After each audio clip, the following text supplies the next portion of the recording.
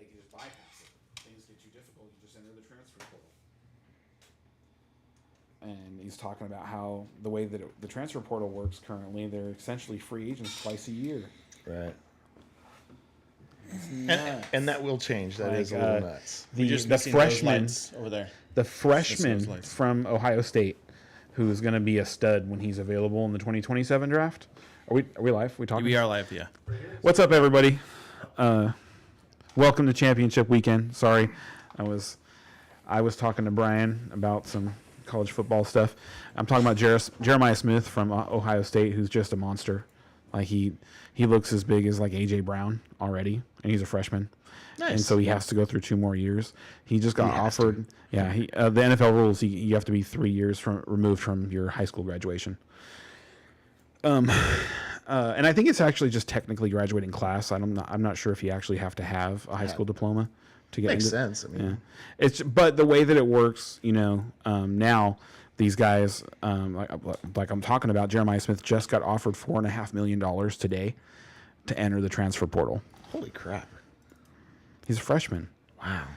So, by the time these guys get to the NFL now, they're educated on navigating, contract situations and choices and stuff like that, and also, they're used to being an asset like that. So It's just kind of changed how things. You better value me or else, Yeah. Yeah. It's changed how you're able to. So, like I was saying, Nick Saban was saying, it's changed how you're able to coach these guys. Yeah. Because they don't have to, overcome problems. They can just leave. But anyway, speaking of leaving, that's what a lot of what's going on in the NFL right now. As to be expected, the Lions coordinators have gone everywhere. Yeah. That I'm surprised that didn't happen last season. Typically that is what happens, but it didn't, and they had a really good run. And if they were smart, they saw the fire, that was around their coordinators last offseason and put guys in place. Yeah. Yes, guys learning on the job, in other positions. Because it seems like they're going to promote from within, I think. Didn't they? I like everything got taken though. Not every. OC, DC, offensive line, defensive line. Yeah, right? That's true. Okay, so what's left? There's lots of coaches. The coaching staff is huge. I get the modern NFL coaching staff is huge. But who of a major role is left? I don't know. The camera doesn't find these people. The camera only has so much time to focus on the people that it deems stars, and it's just like yesterday's nobodies are tomorrow's stars. Right. So, I'm just saying, if you're promoting from within, you're going kind of deep there. Can I get something to scoop a cherry out of that jar? Oh, that's right. Let me get the boys on that. boys, intercom. So Detroit, that coaching room is empty. Mm-hmm. Dallas, that coaching room is empty, except for the main guy, Brian Schottenheimer, which is weird. Breaking news: Brian Schottenheimer is the new head coach of the Dallas Cowboys. We knew it was going to happen. Like everything else, it happens in a weird time at like 11 o'clock, or 10 o'clock Central Time. Can you give us a quick overview of Schottenheimer's resume? Like, not in a positive light.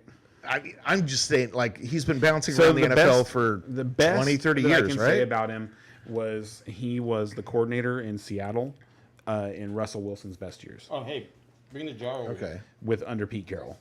The cherries.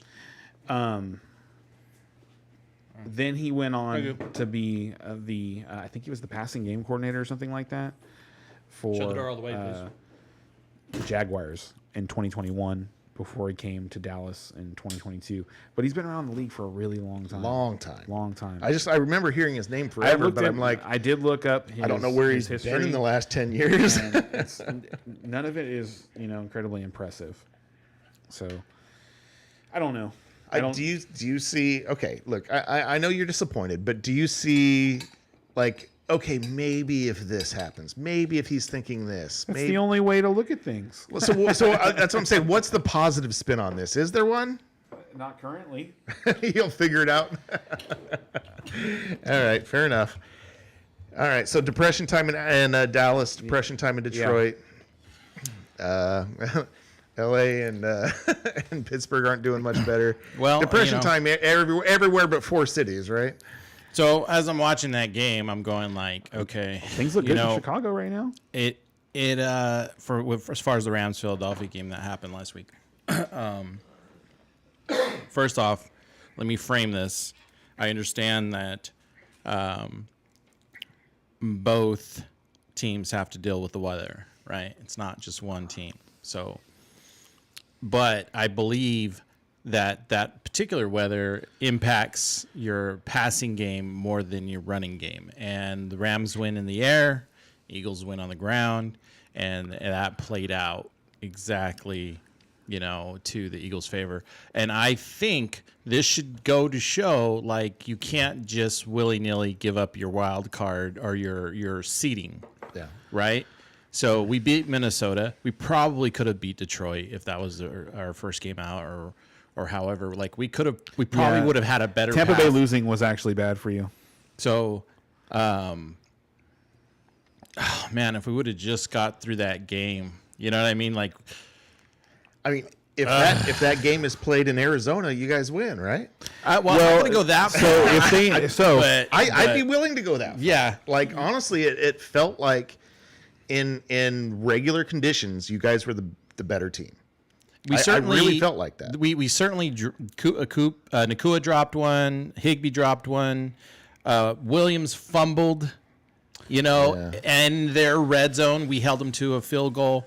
Then Stafford fucking fumbles, right next to the red zone, if not in the red zone, and he got away with one field too. goal. And then we got so there was a lot of like things that maybe in normal conditions wouldn't have happened, but Williams, right. I expected at least one fumble out of that guy, that past game, it's and funny, I should have called that. You said something about it in text message, and I was just saying out loud, like a couple minutes before that, this guy's a fumbler. Yeah, So what do you think is going to happen next year with that the running back room? Do you think they're bringing somebody in? I don't. No, I don't. Usually it's not costly. Like, I mean, maybe I don't. Well, do you think Corum takes more of a forward role? No. I mean, I wouldn't mind seeing him take more of those snaps, but no. Right now we got to find a quarterback because Stafford's like, I don't know if I'm going to come back next year, and like, he's doing all of that talk. So is that? I thought he was pretty much committed to one more year. Is that not? The last thing I read was he's not sure, and McVay wants an answer from him sooner than later. And well, yeah, that's how you build your team. Yeah, the thing is, I do believe we might have a. So the thing is, the formula. There's only, well, I'm not going to say the formula, but there is a formula where you don't have like this star quarterback. You're able to play the players around them. And you have a really good run, and I'm hoping we land ourselves in some spot like that, right? Who was the Seahawks quarterback? That's your quarterback now, Wilson. He won his Super Bowl and went to the Super Bowl not really on a rookie contract, right? The Super Bowl he won on a rookie contract. No, Second year. This rookie contract. So yeah. So. And then when they paid him, like stuff kind of got slowed down a bit. Tom Brady, like we talked about this the other day, he took less. He wasn't looking for that star contract, and then you look at guys like Burrow, like they've gone to Hills since they've taken that star contract, and Cam Newton, another one that made it to the Super Bowl, but I believe he was on his rookie quarterback, No, he had just gotten paid, actually. He just got paid. Okay, so right there at the edge of the line there, and he's a bit of an outlier too. But. And I said this in one of our podcasts one of the last seasons, when he went, I was like, that's the last time he'll ever go to the Super Bowl. Like he's not with that team.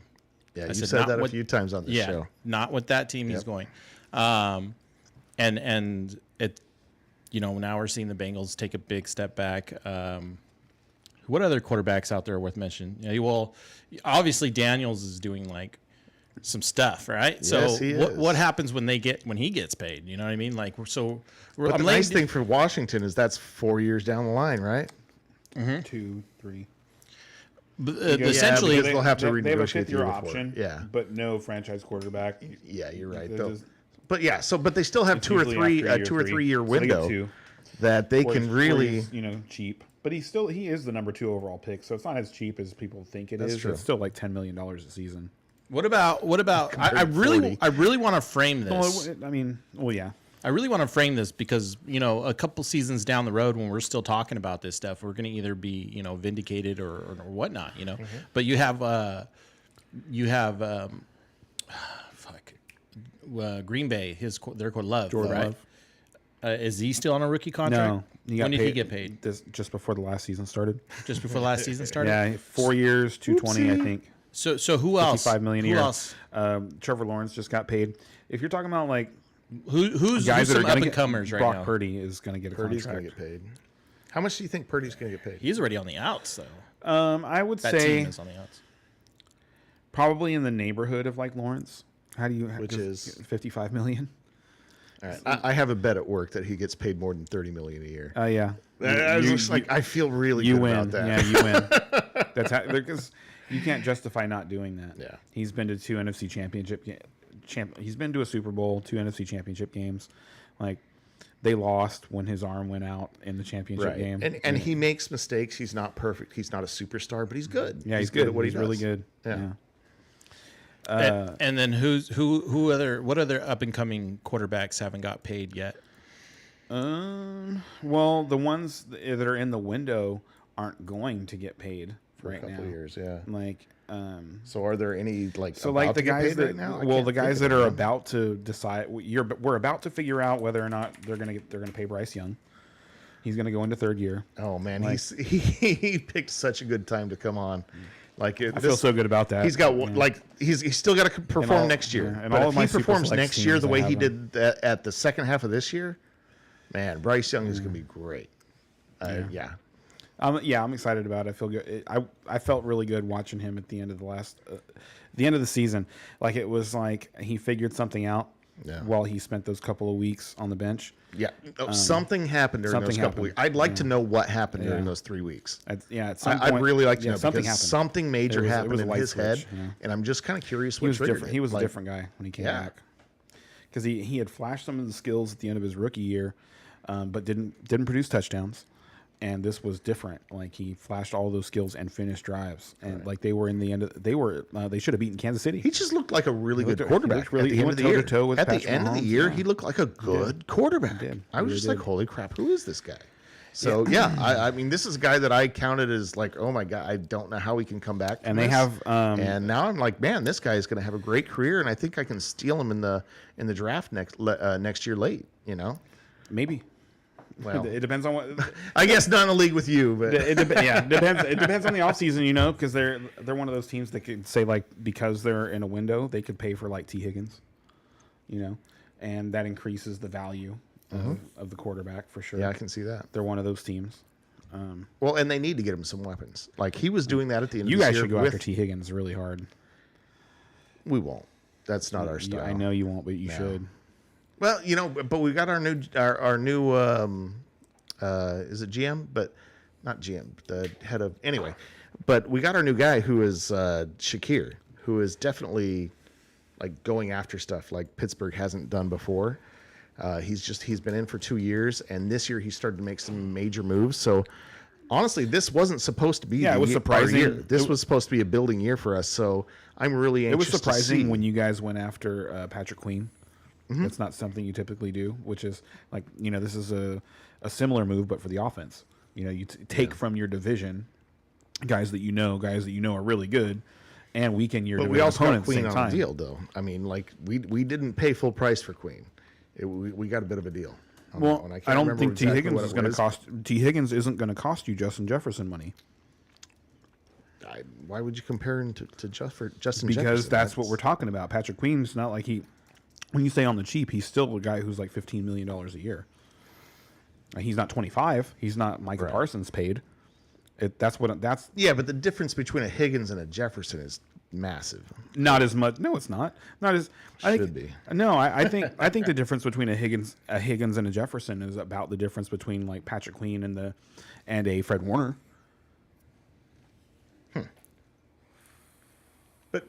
I say though that position gets paid so much less, it's not No, it as doesn't. noticeable. Fred Warner makes $22 million a year. Right, and what are the top receivers making? Yeah, but you have to pay. You have to pay somebody.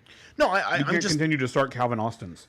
I'm saying that the Mike dollar Williams. as the dollar value difference comes down, becomes lower. Like it's not as important. Do you want to roll into next season with George Pickens as your number one? Hell no. Well, have you seen the draft prospects? Because they're not good for wide receivers this year. Yeah. If you want a running back, you can get a running back. That's what I'm saying. You guys should like T. Is there anybody other than T. Higgins out there on the market? Is he No. the number one prospect? Godwin? Would you rather have Godwin? You rather take a like Yeah, only if it's Higgins is younger, and Godwin's still going to be moderately expensive. I'm just not as impressed with T. Higgins as you are, man. I think he's I a don't stud. think I don't. I mean I think he's really good. I But I don't think he's a stud. I think he is. I think he's just had Jamar Chase on the other side, and it's like, how do you not throw to Jamar Chase? They've played together for quite a while now. And he might be good enough to where he and Pickens can play off each other. But honestly, I don't even know if Pickens is a Steeler next year. Like the way he's been acting, the way things have been going with Pickens, I don't even know if he's on our team. So, yeah, we got some things to solve. We'll see. Well, yeah, and there's a Russell Wilson to Las Vegas rumors now that Pete Carroll is the coach. Oh my God! They don't want to be in the same room together. There's only one coaching vacancy left as of the time of this podcast. And which one is that? New Orleans. Okay. That's the last one. And so Mike McCarthy is supposed to interview there. There's a snowstorm going on in Louisiana right now in that southern basin area. And so... Sorry, just quick side. Oh, my family lives in Florida, and they're basically snowed in this week. Like they have no snow plows, they have no snow. yeah, they're in the, they have Panhandle. They haven't. Pensacola. Yeah. And it's like, well, I guess the whole town is dead for 3 weeks. We can't go anywhere. I'm just like, crazy. Holy crap! All the roofs are going to be caving in from the snow. Nobody's like the biggest- used to clearing the roof off and snow. Yeah. and It's like the stuff. biggest snowstorm in 100 years or something like I that. love it. Yeah, it's crazy. Sorry. Anyway, go ahead. So yeah, as soon as McCarthy's able to fly in, they'll have an interview. But it seems like he's the front runner for that job. Are there any other big names out there? So right now? I saw that Aaron Glenn was actually really interested. Aaron Glenn Got hired as he was the D coordinator for the Lions. Went to New York. Yeah. Okay. So I saw that he was interested in the Saints job, but only if they were willing to part with Mickey Loomis. The With GM, who? Mickey Loomis, the GM. Wow. Why? Similar reasons that Liam Cohen wasn't interested in taking a in-person interview with the Jaguars until they fired Trent Baalke. Like there were just multiple guys that turned down interviews for the Jaguars, and then they fired Trent Baalke, and the next day they have Liam Cohen. So it's just like the decisions these guys are making, or what's the big deal with these guys? It seems to be a power struggle between NFL head coaches and NFL GMs right now. So the GM's just putting their fingers in the coach's business too A much, or little, what? I think so. I think that's what it is. It feels. Okay. That's what it feels like. That's what I'm trying to figure out. Is it that they're is it fighting poor back. decisions, or is it that there's a feeling going on around right now that the head coaches are more, their input is more valuable than the GMs, and so I don't know. it's Like a give and take. I mean, it is at the think moment. I think it's one of those things that it just kind of, until there's a GM that breaks through and loses a bunch of coaches and just does it anyway. Kind of like, I mean, Andy Reid is kind of in a weird spot because he hasn't been losing his coaches. Like he had one offensive coordinator leave, but Andy's the guy that calls plays, so it's not like you care if an because offensive everyone coordinator leaves. attributes everything to either Reed or But Mahomes. Steve Spagnuolo has been there for for their entire Super Bowl run, and he's not going anywhere. So it's kind of like it's unfair a little bit. Yeah, what's it's pretty funny. going on there? Is he getting paid well? I'm assuming. I'm assuming yes. Yeah. He's got to be getting paid well. But the deal that Liam Cohen walked away from the Buccaneers to become the head coach of the Jaguars was apparently enough to make him the highest paid coordinator in the league. Wow. See, I don't know. So That would make me want to stay. Like, you know what I mean? right, Increase your resume. I'm thinking so when I saw the news, first I couldn't believe it, and I was like, okay, so what if he had an informal interview, like I say informal, but it's like FaceTime or something like that. They're in a Zoom meeting or something, and he's like, Shad Khan is like, well, what would make you come to the Jaguars? Well, I wouldn't consider it unless you fired Balky. I can't work with that guy for X reasons, whatever. And they fire Balky, and Shad Khan, gets a hold of Cohen. He's like, okay, he's gone. You come now, right? I'm a man of my word, so I'll be on the next plane. Nice. And because it's just kind of weird how it all happened. It's too fast. It's for that. Like, even if they had given another day before they had announced it or something like that, made it just like they're really working hard at getting him to come to Jacksonville instead of stay at Tampa Bay. But the fact that it was so fast is like, it seems like a quid pro quo type thing. Yeah. Like, you do this, I'll come. I tell you what, it really seems like Khan is working hard on the Jaguars. Like, he's doing everything he can. He's Jerry Jonesing it. You know what I mean? A little bit. Yeah. He's going out there. He's putting himself out. He's willing to do crazy things. He just wants attention and winning to come to his team, and he wants it so bad he's willing to do just about anything. And money, to his credit, isn't really an object, because it takes a lot more for players to come to Jacksonville because they don't want to play for Jacksonville. So he has to overpay by 10%. Yeah, which is crazy. There's definitely a tax on being an discredited franchise. Yeah, for players to come there. Like, you got to be in one of the states that doesn't have income tax. Not only that, but they want to have fun. Huh? They want to have fun. So if they're going to a city that they don't seem like it's going to be fun. Jacksonville's a nice place. Well, that's the thing is Jacksonville's this beautiful place, but yet still, like, nobody wants to go play there. I said have fun, not look at the scenery. Well, and Jacksonville's a small market too. So you don't get the big endorsements that you get from a New York and LA, a Chicago, you know what I mean? All these other big cities, you get all these endorsements just kind of come with the deal. So it's like an added 10 or 20% on top of your contract, where Jacksonville, you're not only do you have to get paid more, but now you don't get any of the bonus stuff either. It's like Jacksonville is just a lose-lose situation, man. A little bit. Yeah. But hey, you can go play with Trevor Lawrence.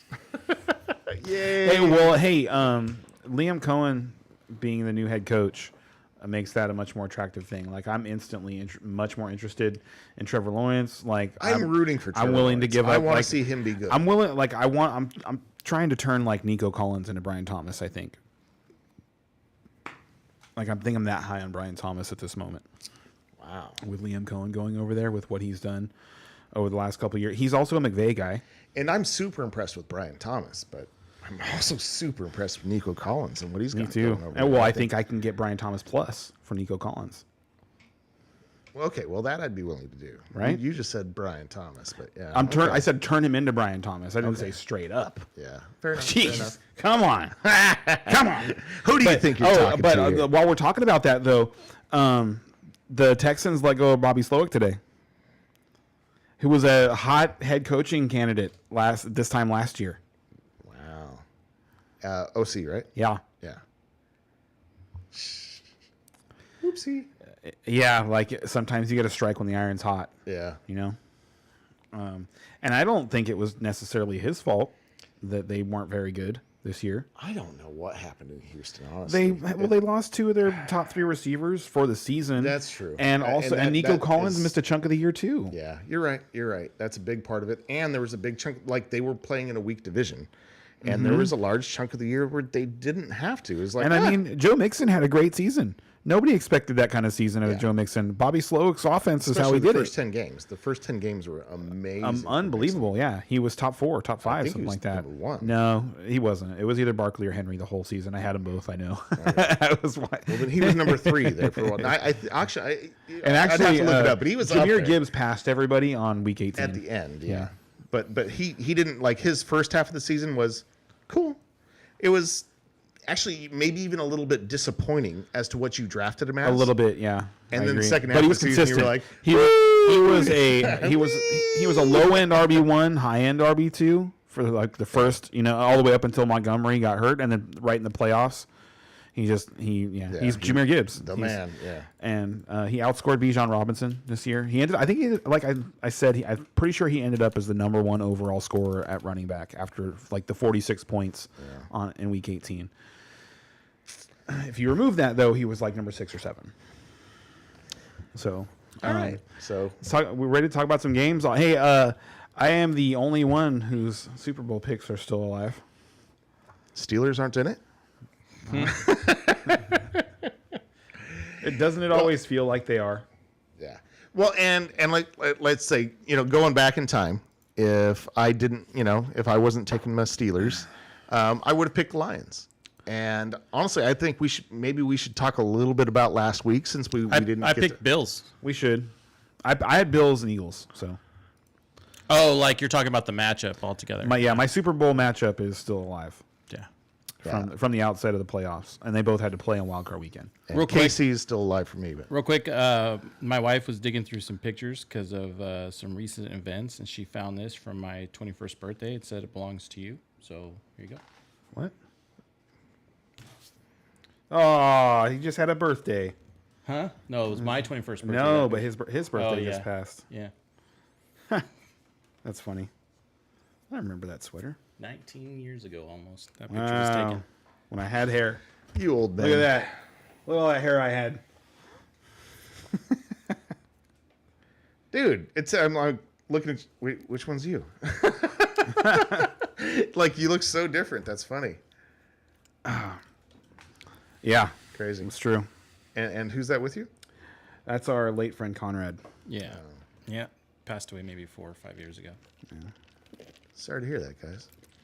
I wasn't trying to dampen the mood. I just wanted to give that to you Thank before you. I forgot. That's awesome. I love that. That's great. That is definitely going up on a wall for me. Thank you. Mm-hmm. Thank you. Yep. So, do you want me to just read them off? Should we just pick?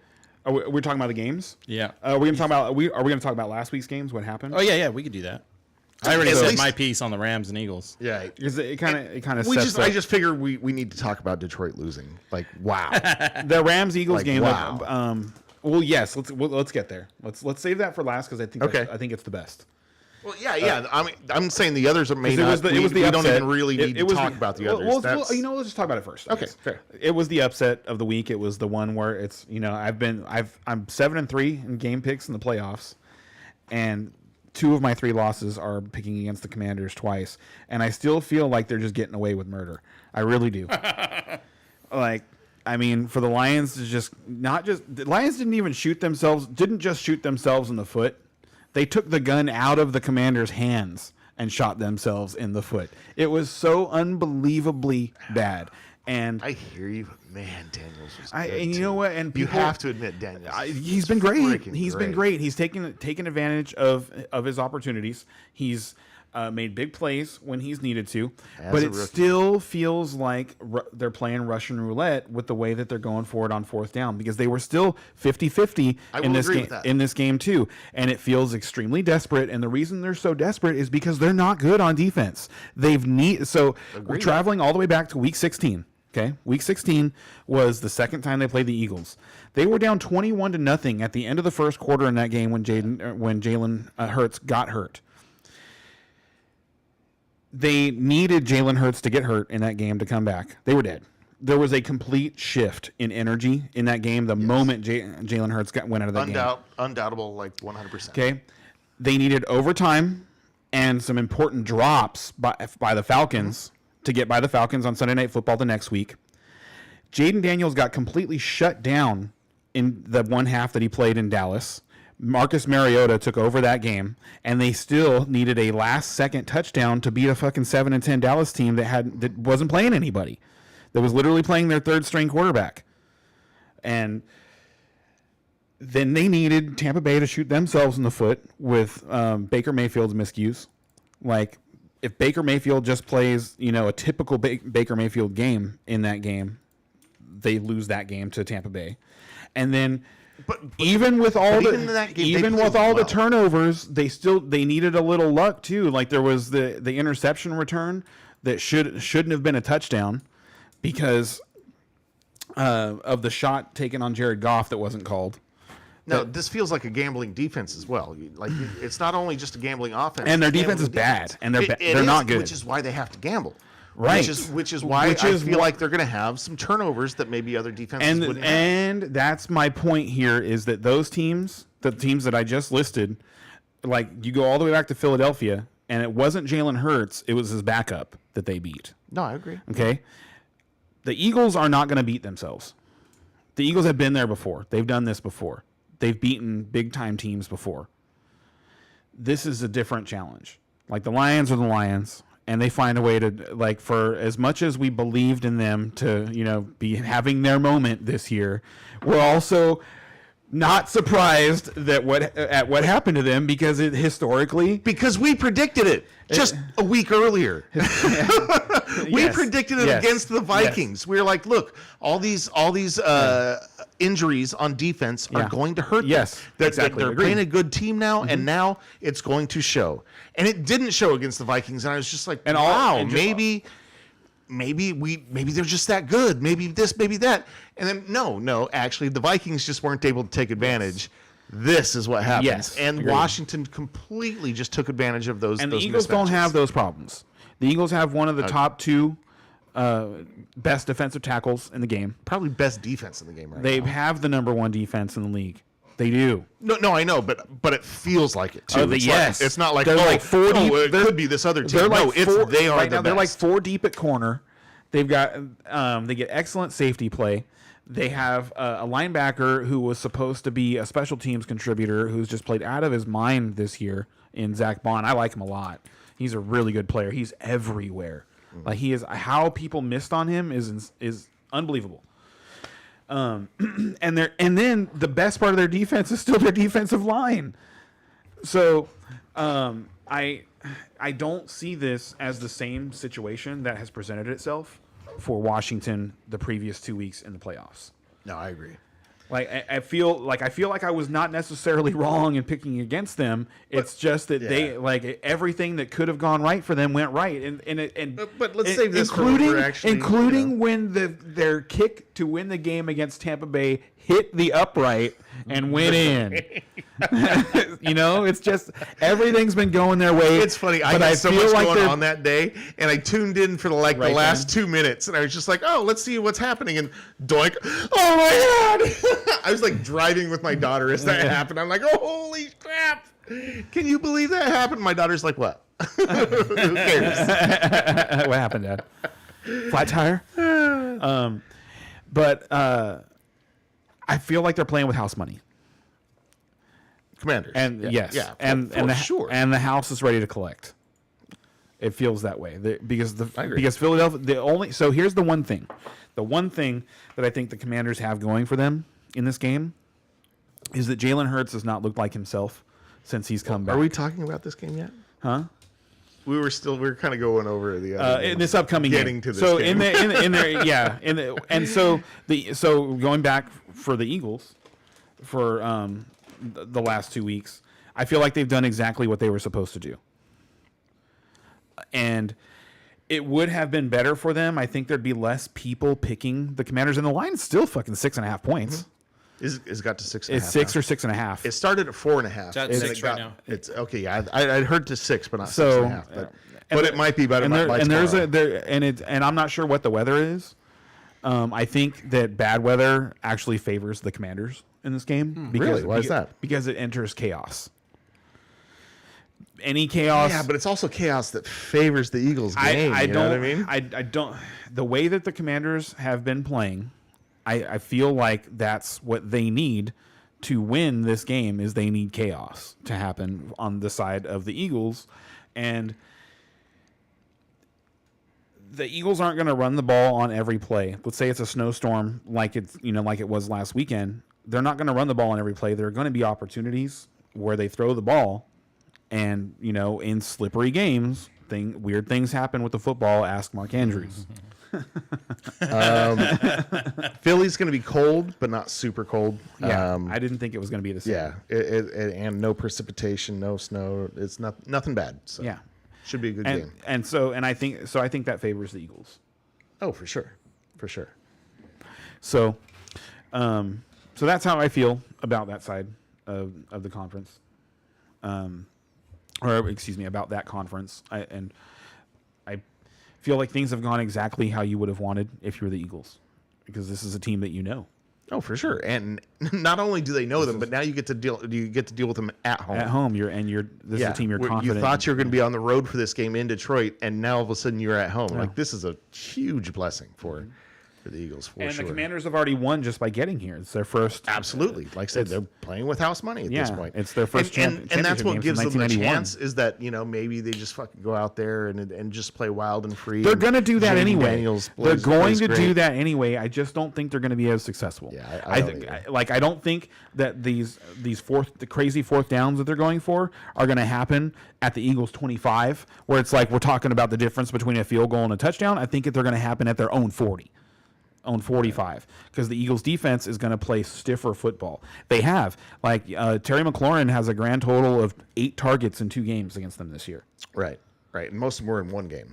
Six of them came in the second game when they were, had momentum against them with. And that was against the Kenny Pickett, and that's when they were coming back and everything else. Yeah, no, that definitely says something.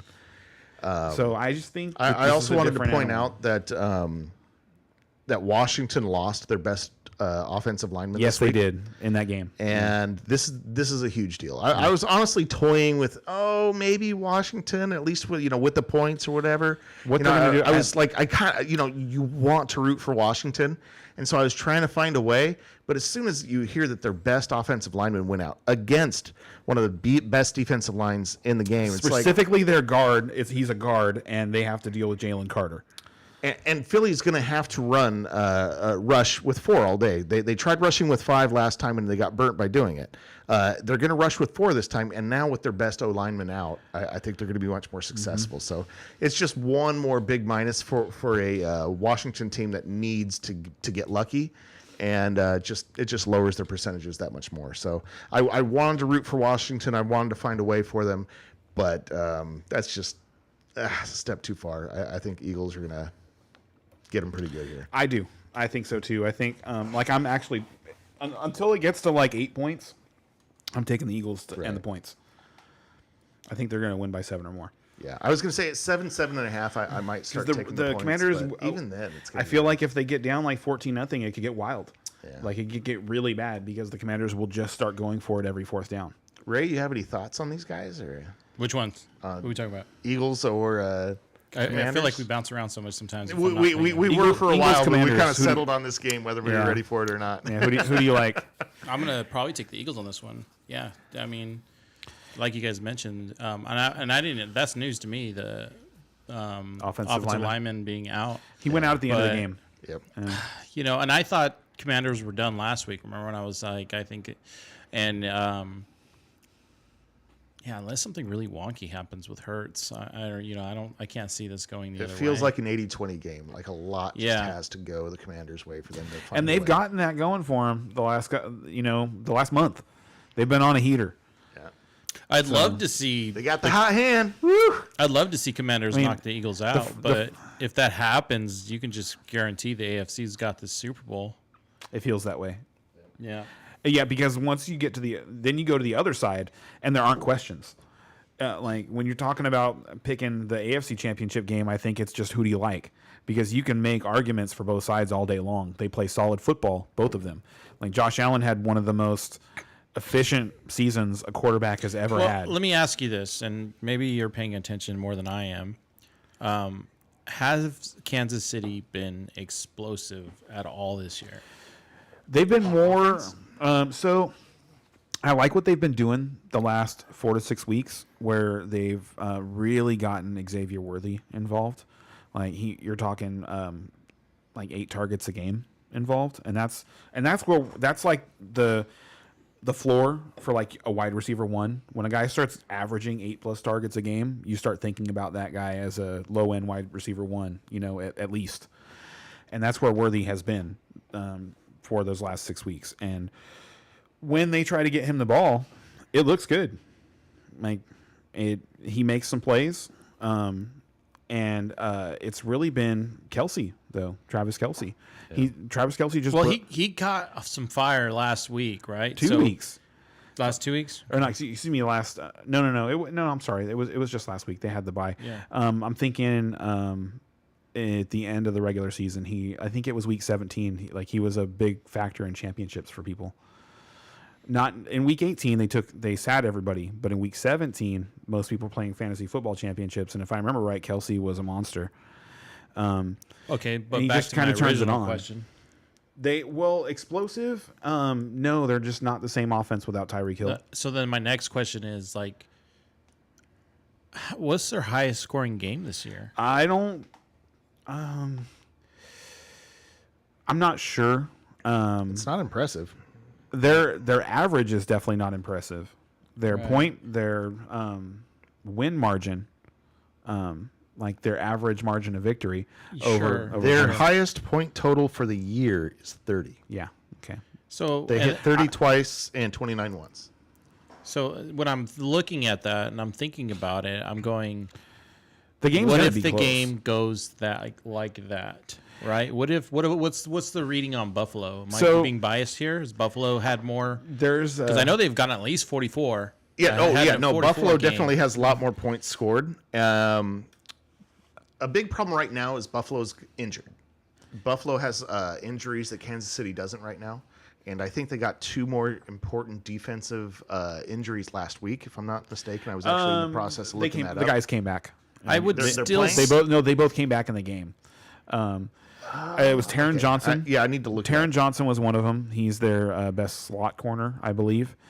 But to me, as long as we're not talking about Von Miller or Matt Milano.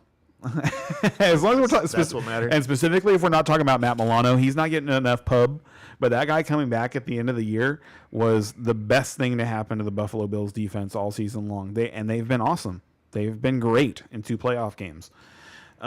What I was working or alluding to was At the end of the game, who has the ball? I mean, the Buffalo seems to have a higher ceiling as far as scoring points. They do. Points this They season. do. They most certainly have a higher. They are the team that if one of the teams scores 38 points, you just expect it to be Buffalo. Did anybody blow them out this season? Baltimore did, but they What got was- 35-10. They got revenge last week. Okay.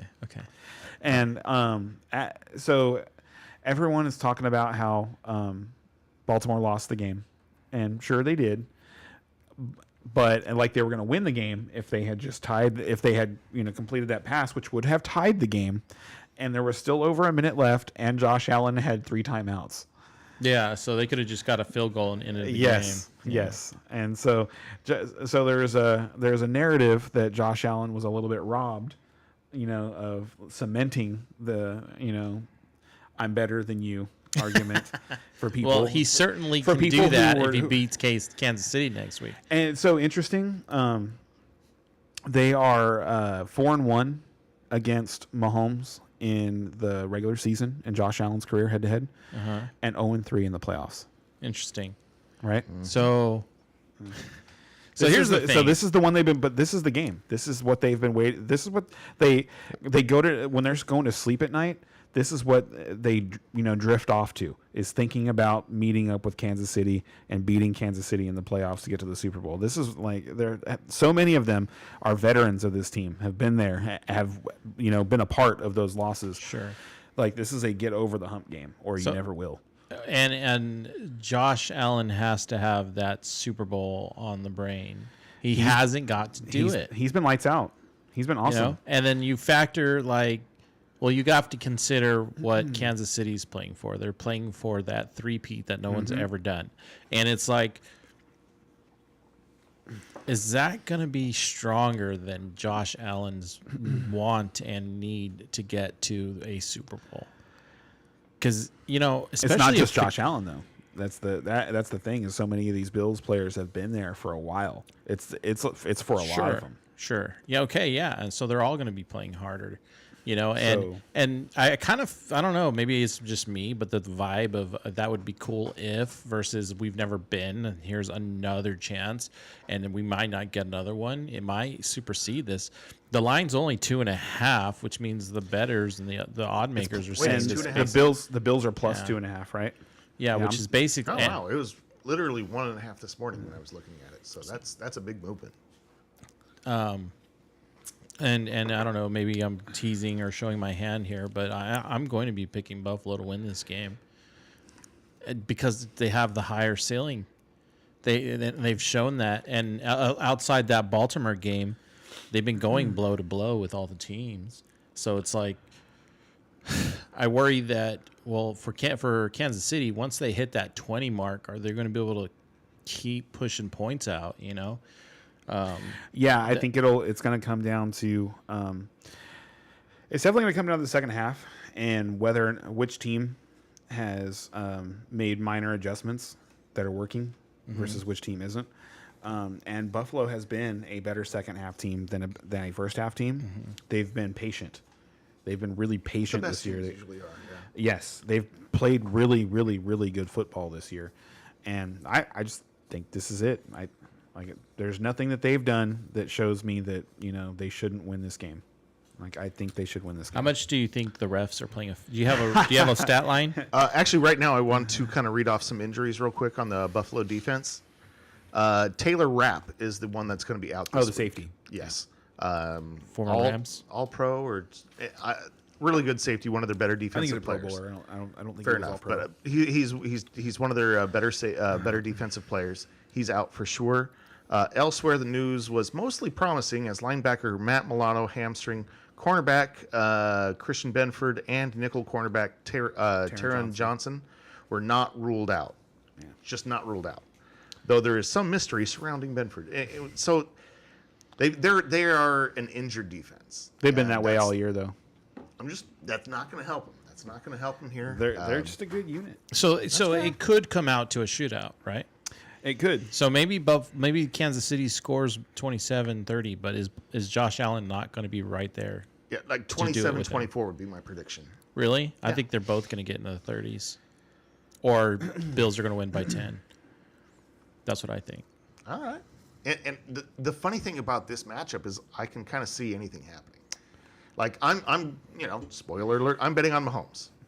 I mean, this is Mahomes in the playoffs. Like, dude, it's a pretty good bet. That's what I'm going with. But can I see Allen winning? Absolutely. Can I see Allen dominating? Absolutely.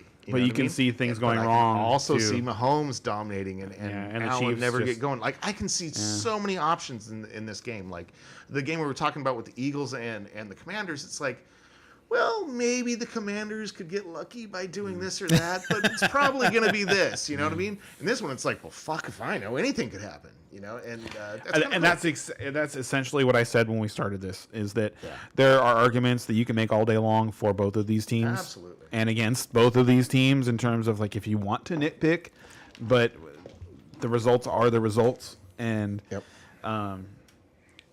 it's just it's so many times between these two teams. It's come down to who has the ball last. I really believe that Josh Allen's going to go out there and leave nothing. Whereas My favorite thing. Mahomes is Okay, here's what I'm hoping. I'm hoping the Commanders come out and get some lucky ass stuff and they win, and I'm hoping the Bills come out and they dominate. I want to see the Bills and the Commanders, but if you're asking me what I'm going to bet on, I'm betting it's going to be Philly and Kansas City. Yeah. that's just fair. the way it is. So we have a dissenter because I think it's going to be Philly and Buffalo, and Ray picked also Philly and Buffalo.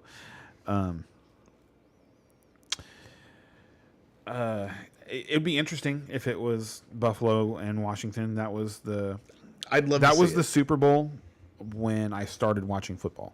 That was the first one I watched. Nice. Yeah. Gosh. Okay. So that's. That was like Bud Bowl 5. I was going to say that's when I'm in high school. That's like 10th grade. That's like 10th or 11th grade. Jeez, I was in second. Sounds about right.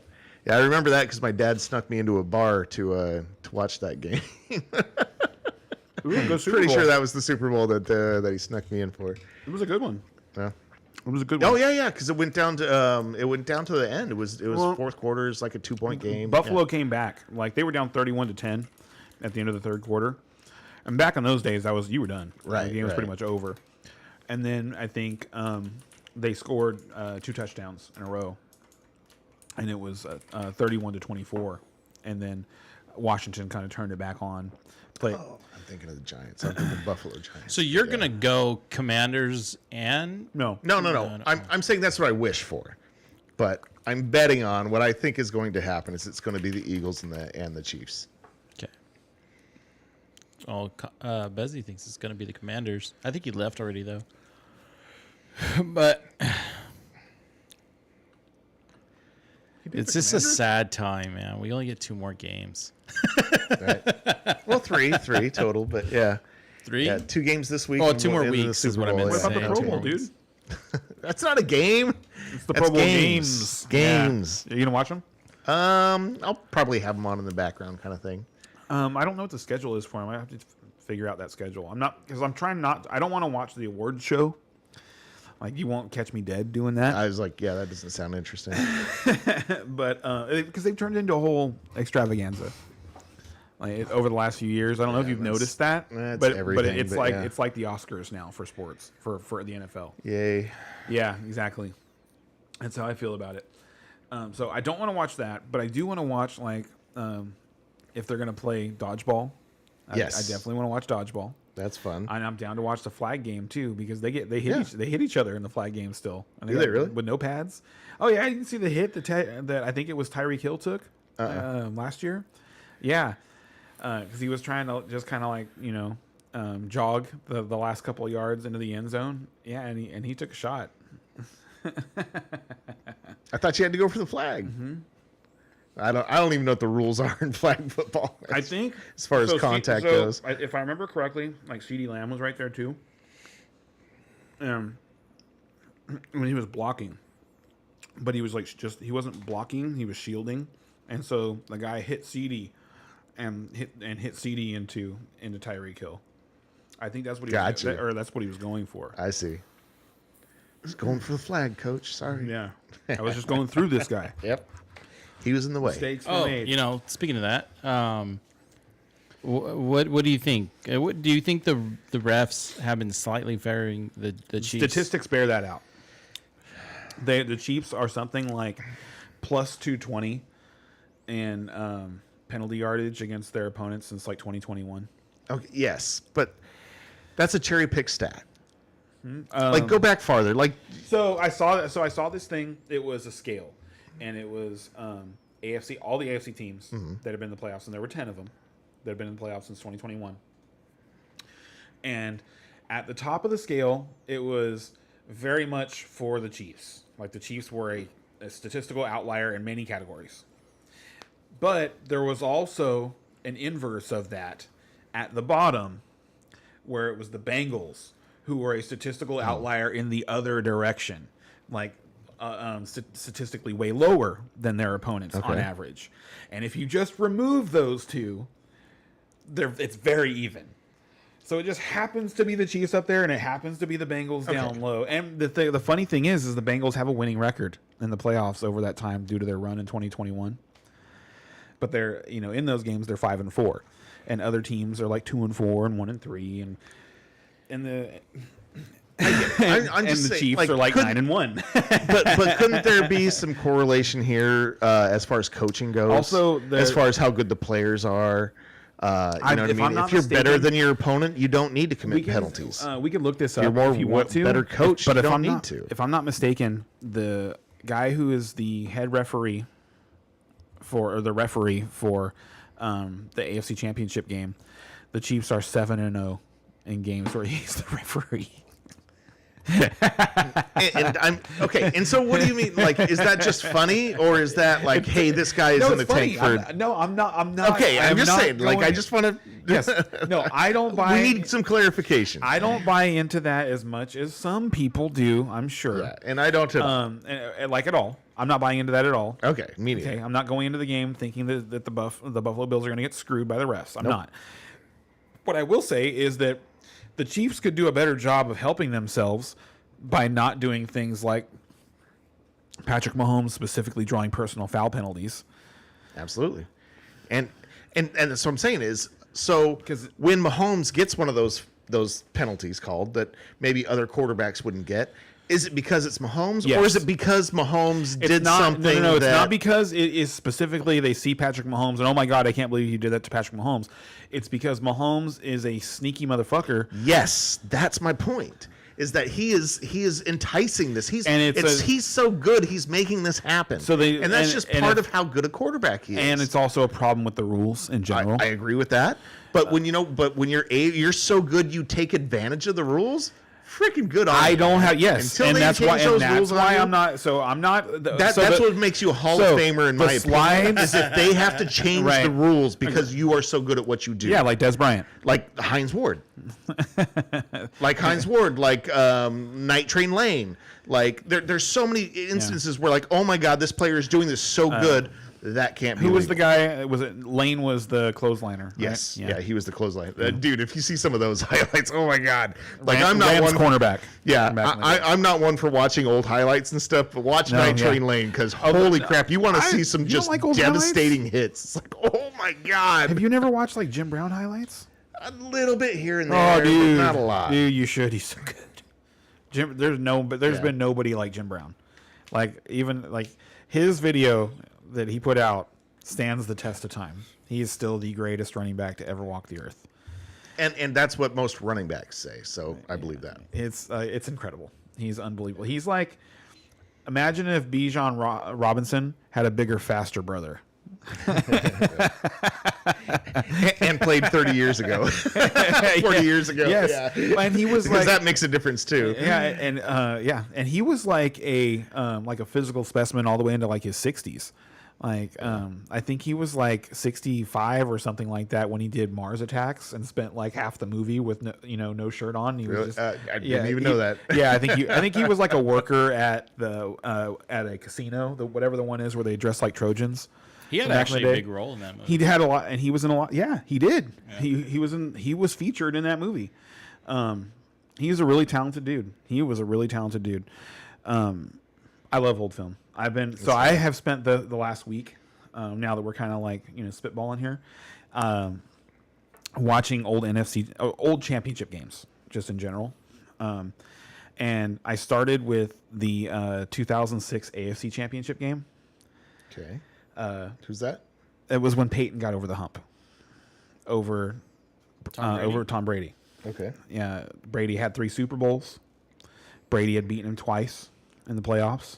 So that was the one year that Peyton got the best of him? No, Tom Brady never beat him again in the Really? playoffs. Never beat him in the playoffs again. Peyton Manning ended 3-2 against Tom Brady's career. That shocks me. I It shocks, did not realize that. It shocks a lot of people. And how come he only had that one Super Bowl with Indy? He had 2. No, with Indy. He went to a second one. And With Denver. with No. Denver. He- I'm sorry. He went to won 4. the- I'm sorry. He won the second one. He went with to Denver, 4 Super Bowls. Peyton Manning had a great career. Like, okay. I didn't realize like- he went to 4. I thought he went to 3. no, he went to 4. He went to Okay. 2 with Denver and 2 with Indy. They went again in 2009. And if you remember, like I forgot about that. Remember 'cause how- that's when he got trounced in the Super Bowl. Was they didn't the get second trounced. year They with- lost in by Denver? 7. No. Oh, the first one in Denver. The first one in Denver, they got trounced by Seattle. That was the Super Bowl that blacked out for like 25 minutes. Remember? Oh, okay. The broadcast when it went dark. Right. And then the next year he came back and won. No, like nobody really cares Yeah, because at that point the Against game was Cam already Newton. it was like 35-10 or something like that, and then they beat Cam Newton the next year, or not next year, it was 2 years later. Yeah. Because that was 2013. They lost to Seattle, and then 2014 was when Seattle lost to Brady, and then he beat Brady again in the championship game in 2014 or 2015. The year where he was almost a joke. It was of a it quarterback. Yeah, wasn't he was- really him. It was Von Miller and It DeMarcus was Ware. yes. It was that defense. It was DeMar- that running. DeMarcus He Ware did put enough, him over right? the edge. He Yeah. didn't mess it up. He, Yes, he he did- managed the He game. did enough, but it He was managed the game. So He became a game man. it was a Yes. very like end of Terry Bradshaw's career season. and then he was like, and then he rode off into the sunset, man. He did. Then he rode off. Into the Very sunset, John Elway like.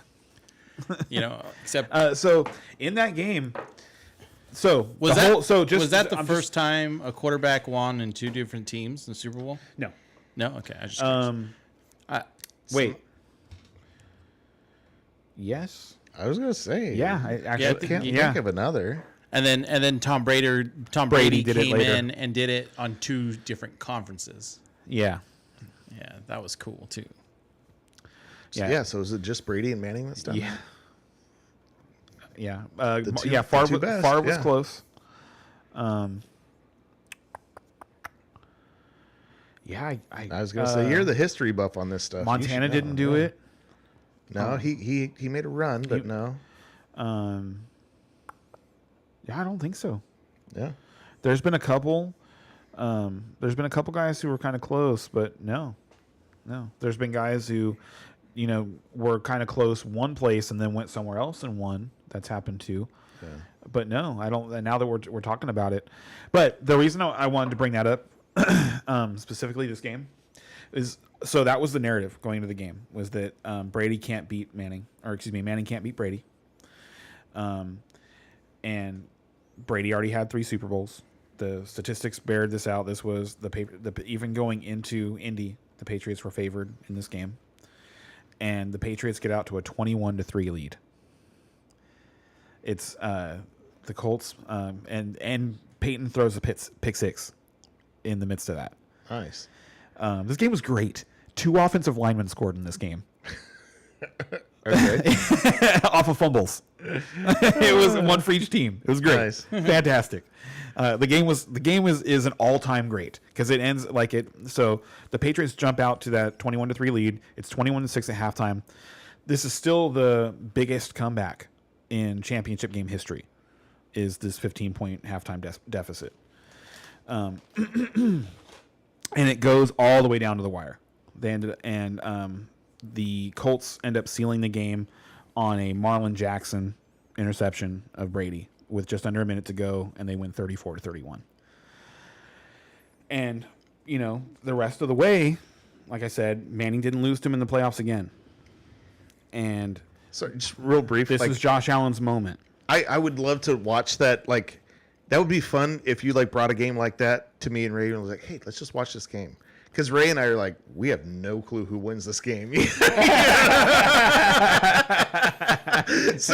to just watch, this is a great game. You know what I mean? And then just be surprised by the ending. Anyway, that'd be fun.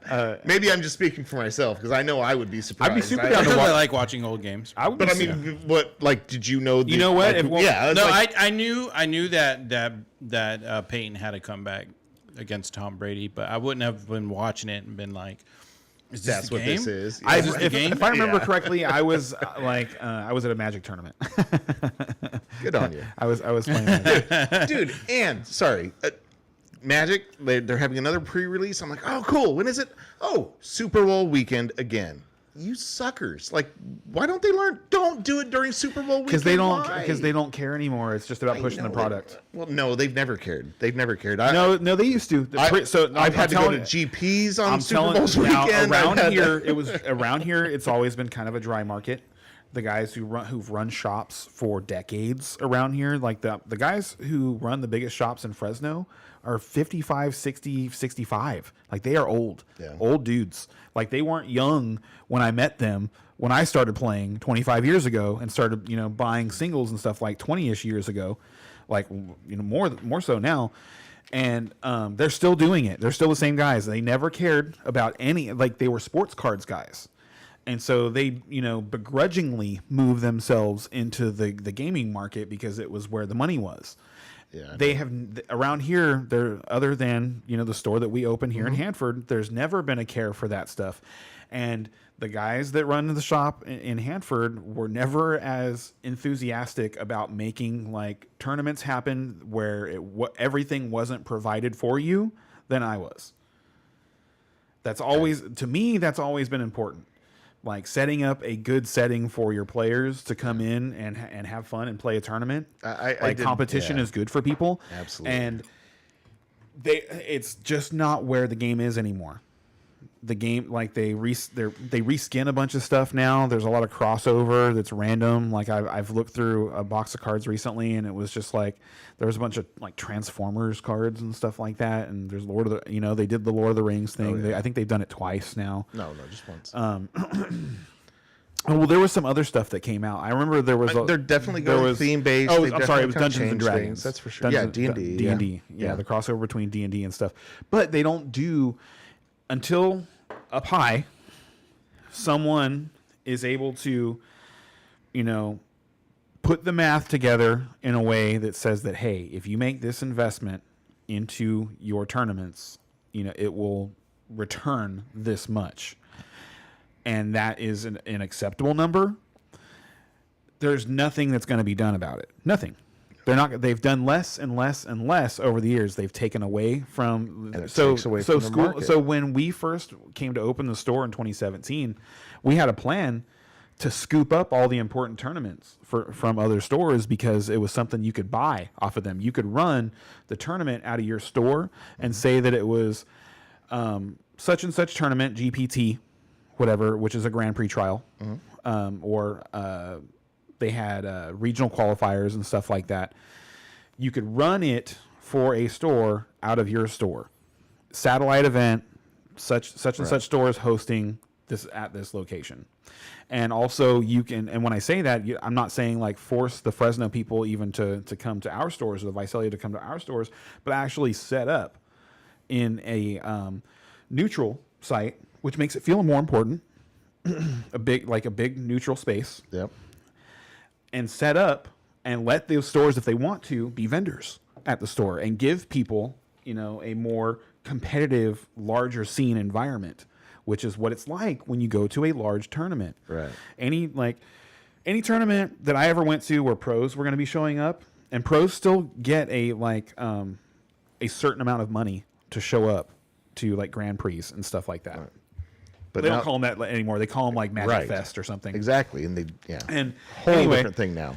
Anyway, and we wanted to do that, but right when we came here, they changed the structure, and they just completely annihilated what the Grand Prix trial system. And so there was this whole tournament line that we had planned to do, and it was going to launch our going to larger tournaments ourselves and procuring more rare not memorabilia. It kind of is now because of the different ways that people choose to play with like fake versions of cards, but like higher end, harder to find stuff, you can only get it when you go to these large events. Anyway, it's just completely changed. It's just not the same anymore. They're just like I said, they're just they have an algorithm that has a point system for like different abilities are worth different points and stuff like that. And it all has to fit within their point system or they won't print the card. And the way that they still do. So I'll say this after I've said a lot of negative things. I was looking into it recently. When I started playing, I kind of picked it up again last summer for a little while. And the people that are in place now that are doing like play testing and card design and stuff like that were prominent pros. They know what they're doing. When I was playing, they're pro players. Yeah, that from were 15 years ago. Yeah. Yes. And so I like that. There have been some better cards that have come out recently. They've made some decent decisions with the card pool that's available for different formats. Like I like what they did with Modern. I like that they unbanned a bunch of stuff and it was kind of like this stuff used to be really bad. It still kind of seems bad, but we're not really sure. Open the gates, and then they'll kind of like pick off the cards that are like, okay, that's still really bad. We can't play with that card. And they didn't have to go back and seriously ban a bunch of cards. They had to ban some newer cards that kind of like are overpowered, like if you're familiar with the One Ring. Right. Anyway, that's a huge digression from football. But if you wanted to know about Magic, now you do. Well, and for sure, and honestly, there's a lot to talk about there because there's so much. The tournament stuff is what interested me more than anything else. What you were saying, it's like you build that tournament environment, and people will come. You know what I mean? If you build that environment where you have this, you know what I mean, people want. That was always my mantra. If you build it, they will come. And part of it is the pros. No. Like for so long, like in the 90s when I was in Magic, and just like the pros or there being pros was so fascinating to me. Like, wow, there are pro Magic players. That's awesome. And then you're interested in who they are, and you research them. You have the Tiger Woods guys of Magic and stuff, and that is so good for the game. And I felt like what they were doing is 5 or 6 years ago, they were really pushing everything towards like Twitch gaming and stuff like that. They were paying like 32 pros to all stream on Twitch and this and that. And I liked the idea that they were going towards the gamers and trying to develop fan bases for these pros and stuff. But I thought the way Not they everyone's did interesting to watch in that. exactly the way they did it was ham-fisted. I liked the way they were trying to focus, but not the way they did it. And unfortunately, because they did it wrong, they just went, okay, that doesn't work, and threw up their hands. And right now, I feel like there is no tournament scene. There are no huge pros. There is no Tiger Woods of Magic. The best way to enjoy Magic now is to find a streamer that you like to watch. Right. That is the best. That is the best way to enjoy Magic right now. You need to have those, idols. Like so actually to say. enjoy, because that need to person have those tournament has pros, and they just don't sacrificed their time to just grind out games for your amusement in a way that's not really possible for you anymore, the way that it used to be even just 10 years ago.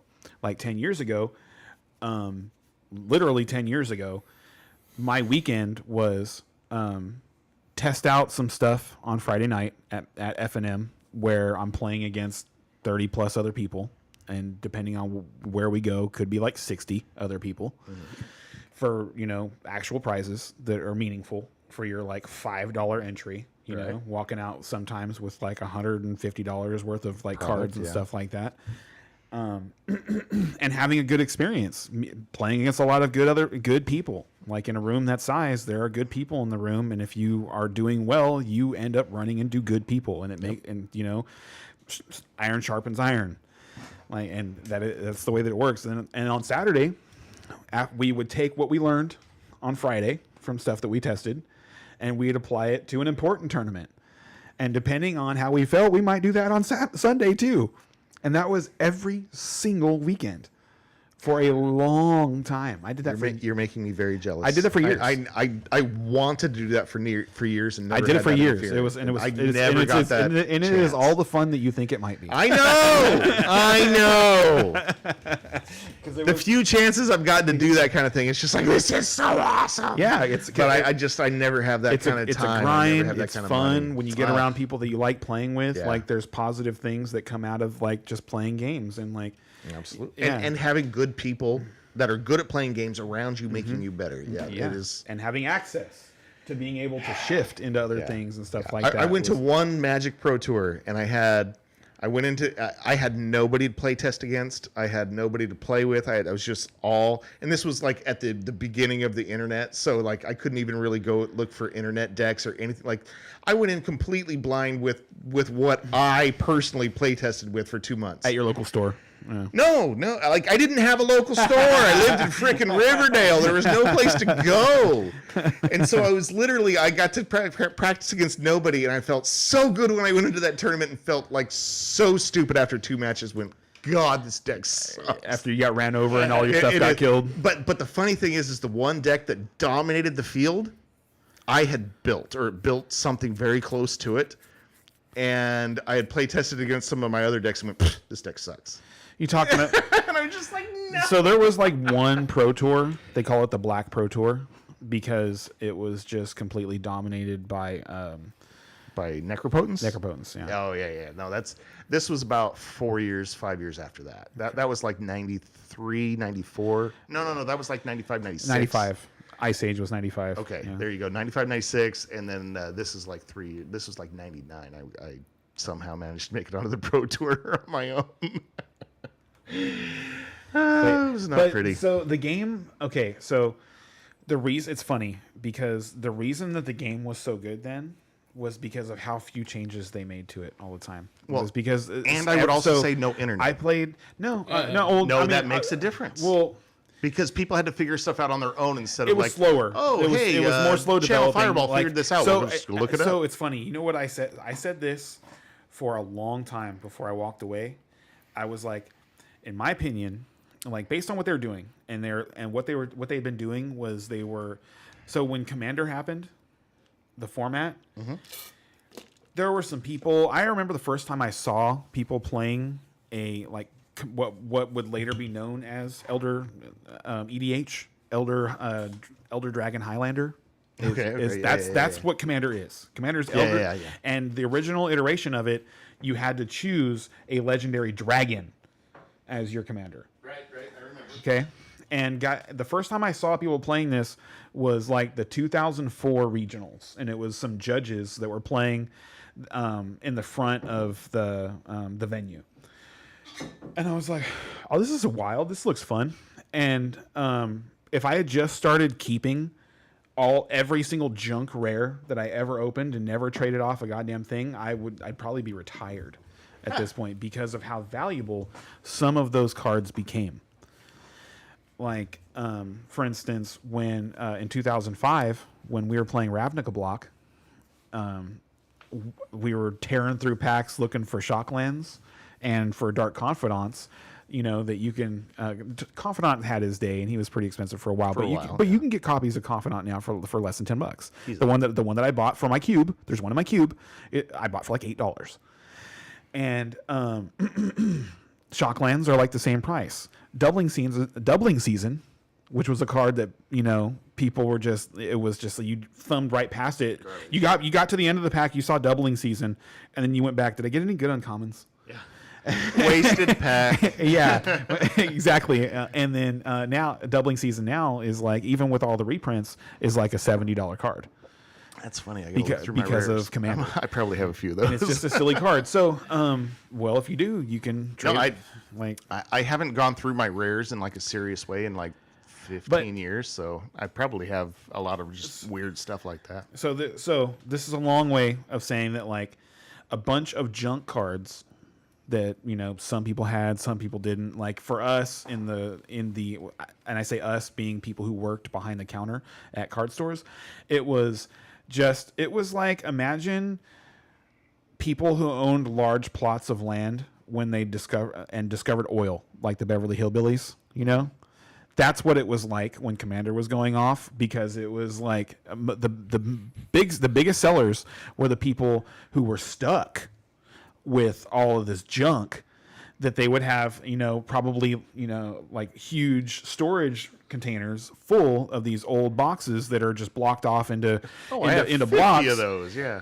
And then it became a shoveling time, dig through all this crap to find all this money now that was it was pure crap for forever. And because of this format that popped off, it became pure gold. And the point of telling you that is that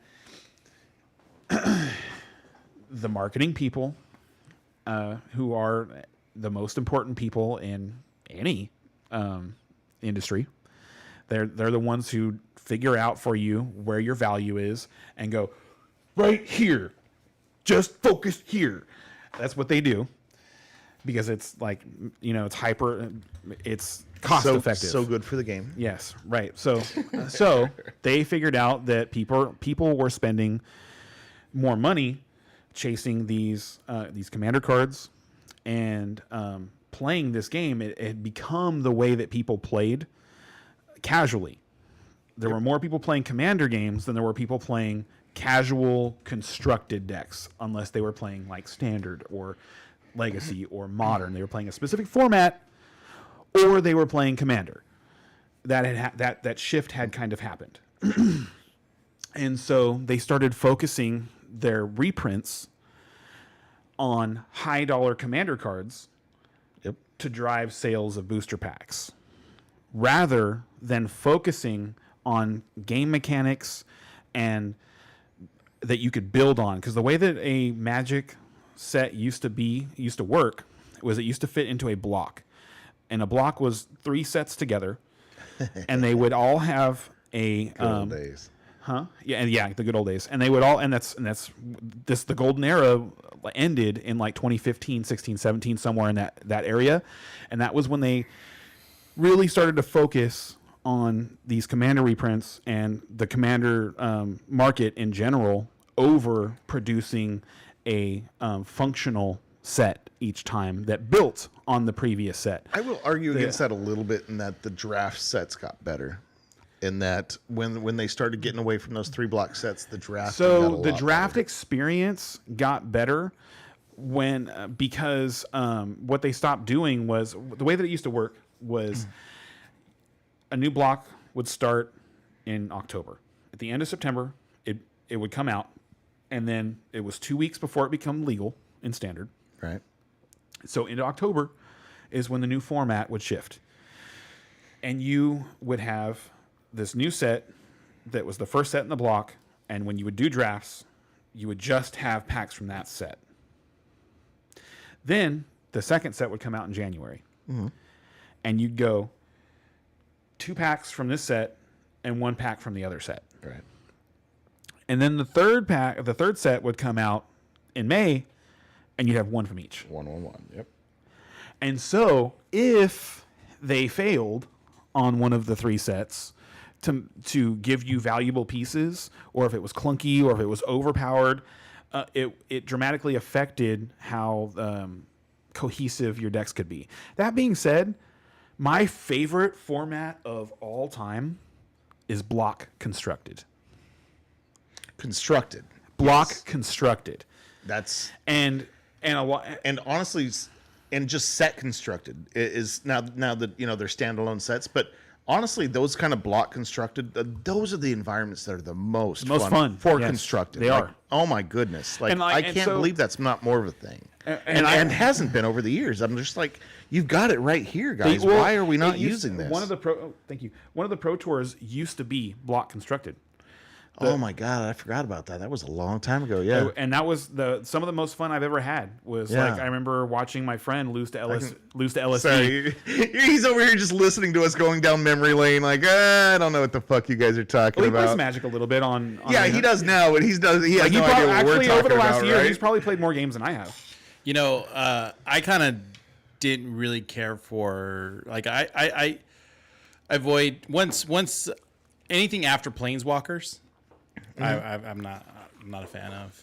Okay. Know? Like Planeswalkers, I tolerate it, but like anything like any Magic, anything after Planeswalkers, I'm just like There was too much of a focus on them too, Oh yes, because they sold booster packs. absolutely. Now, 'Cause you were trying to get one your of my Planeswalker. favorite sets that they did though was the set where there was Planeswalkers at every rarity level. Oh, that was called. That was the God set, right? It was War of the Spark. Yes. Sorry. And that was that was the last Block block time. they did, where it was Ravnica, then it was Guilds of Ravnica, then it was Ravnica Allegiance, and then it was War of the Spark, and all 3 of those fit together, and it was wonderful. It was a really good block. It was so good. So, okay, the reason. So tie all this kind of into a bow, right? yeah. Yeah.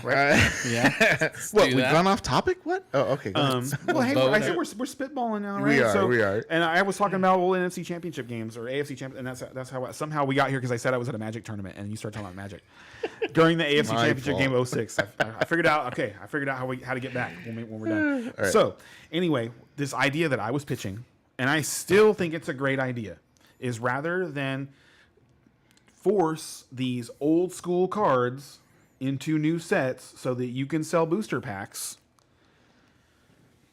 re-release every set. They just start over. Go back and remaster all of the sets that you've already done. Like there were so many people. Haven't they done a little bit of that? Huh? Haven't they done some remastering? And They've whatnot? done. So what they've done is they have done favorite blocks like Ravnica, like Time Spiral. Love Time Spiral. Yes, they did a Time Spiral remaster set, and it was a huge hit. And it was and the cards in there are so expensive. It was so good, so packed with good stuff. Just because there was no internet, in my opinion, for the first 6 years of Magic, that's not completely solved. No one ever completely solved those formats. No, you're right. You're right. And so I agree with that. you just stay away from the reserve list. And a bunch of that is stuff that got banned in standard anyway. If you stay away from printing the reserve list cards and just print like a fairer version of the card in its place, I believe very strongly that you'll have like 55-year-old, guys who used to play Magic all the time come back to the game in a big way, and people wanting to play standard because they never got to do it when those sets were standard. I always thought it would be a lot of fun, and nobody would care that it would be completely predictable. No one would care because people like predictability. And that's what I was saying about the golden era, was there was a predictability about it. And this is going to tie it back to football. Okay. Sure.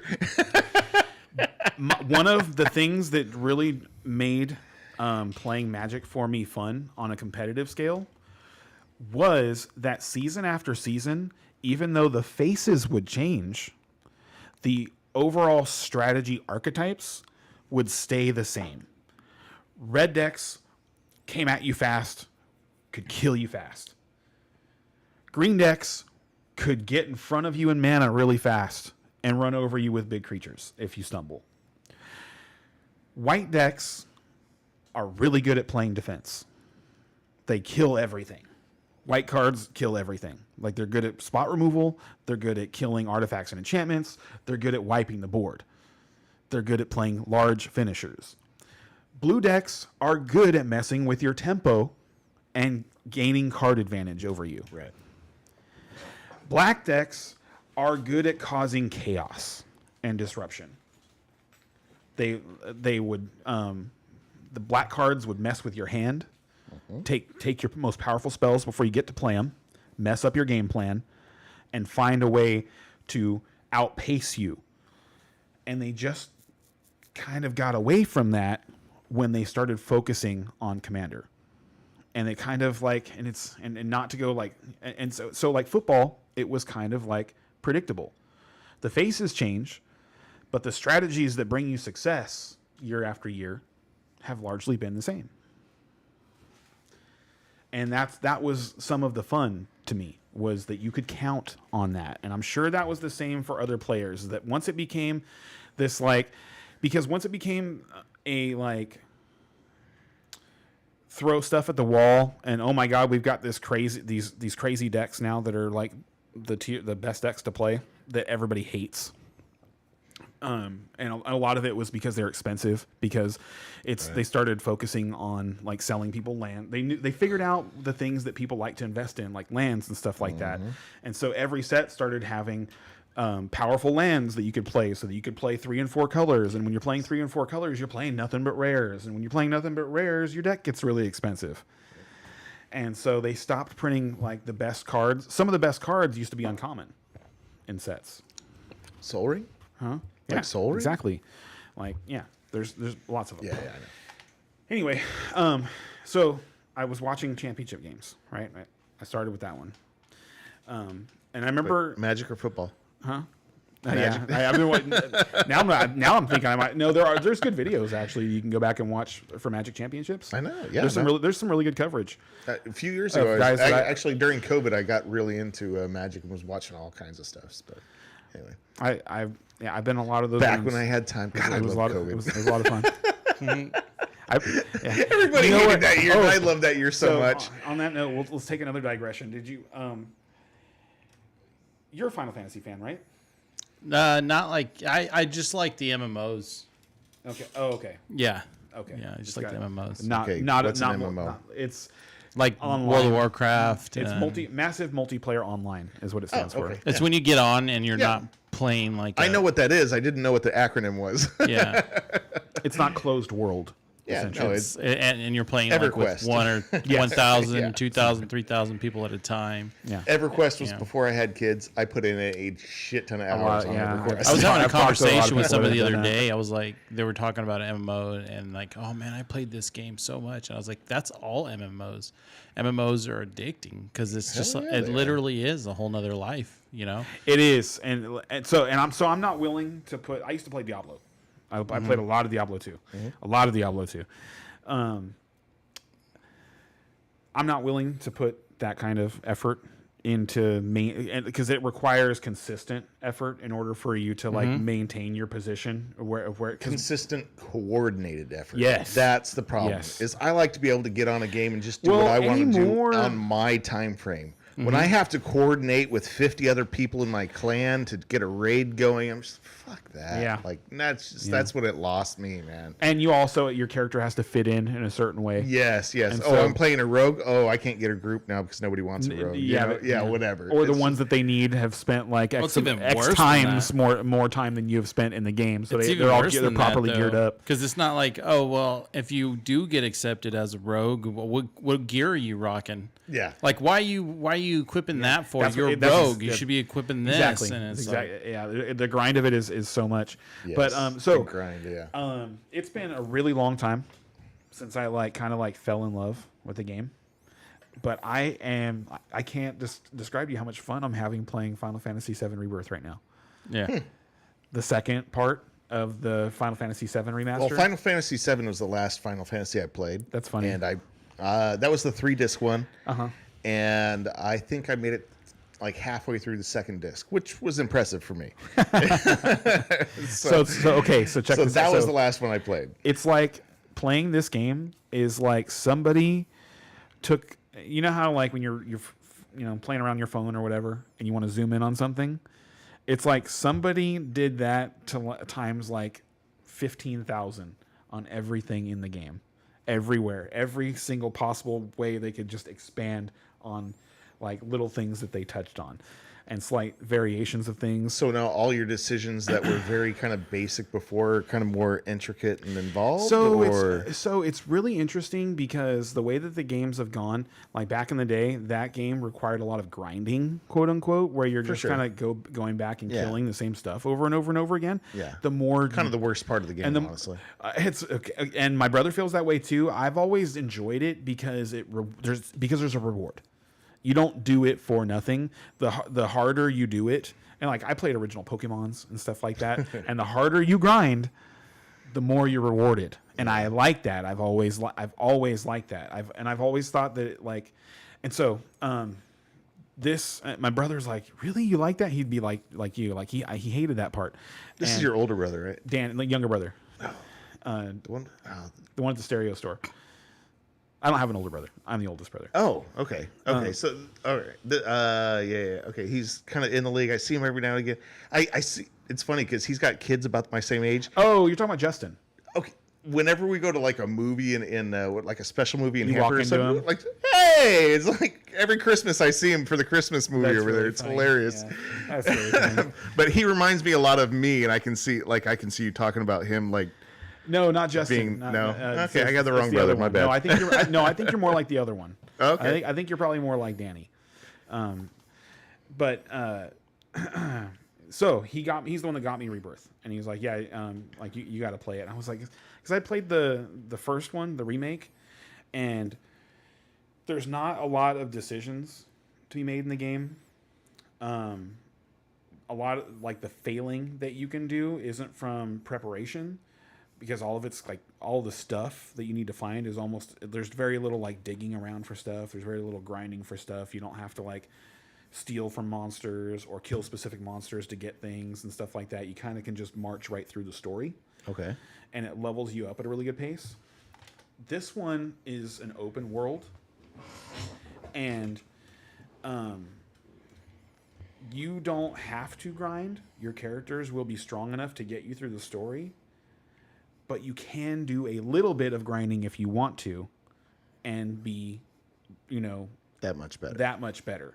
There is a small reward. So it's like somebody was kind of aware of that, and there was probably some back and forth between someone who liked grinding and someone who didn't like grinding, and they Right. found a happy medium. This is the compromise. Yes, Yeah. and it feels really good, that part of it. And for me, like, that's the replay value in a game.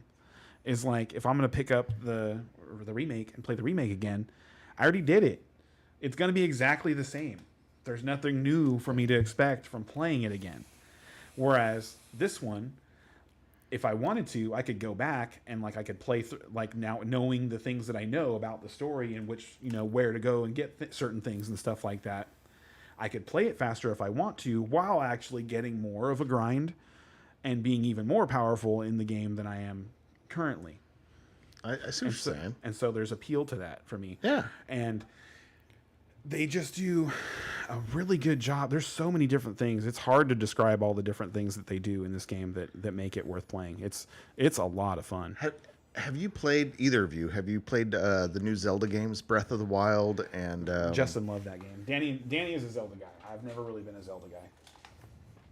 I said, oh my God, like, I was a gamer for so many years of my life. And like this, I was only playing this on Nintendo because my kids were, and it's like, all right, I'm going to get my kids a Nintendo to get started instead of Xbox or whatever, you know, because I had my Xbox at home and this and that.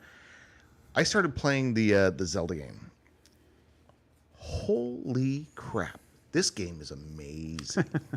Freaking amazing. And like what you were saying, like whatever, if you want to zoom through the game, you can zoom through the game. If you want to take 1,000 hours doing every little thing, Side you quests, can do that. yes. Like it is Yeah. everything you could possibly want out of the game. You never get too strong. You're never too weak.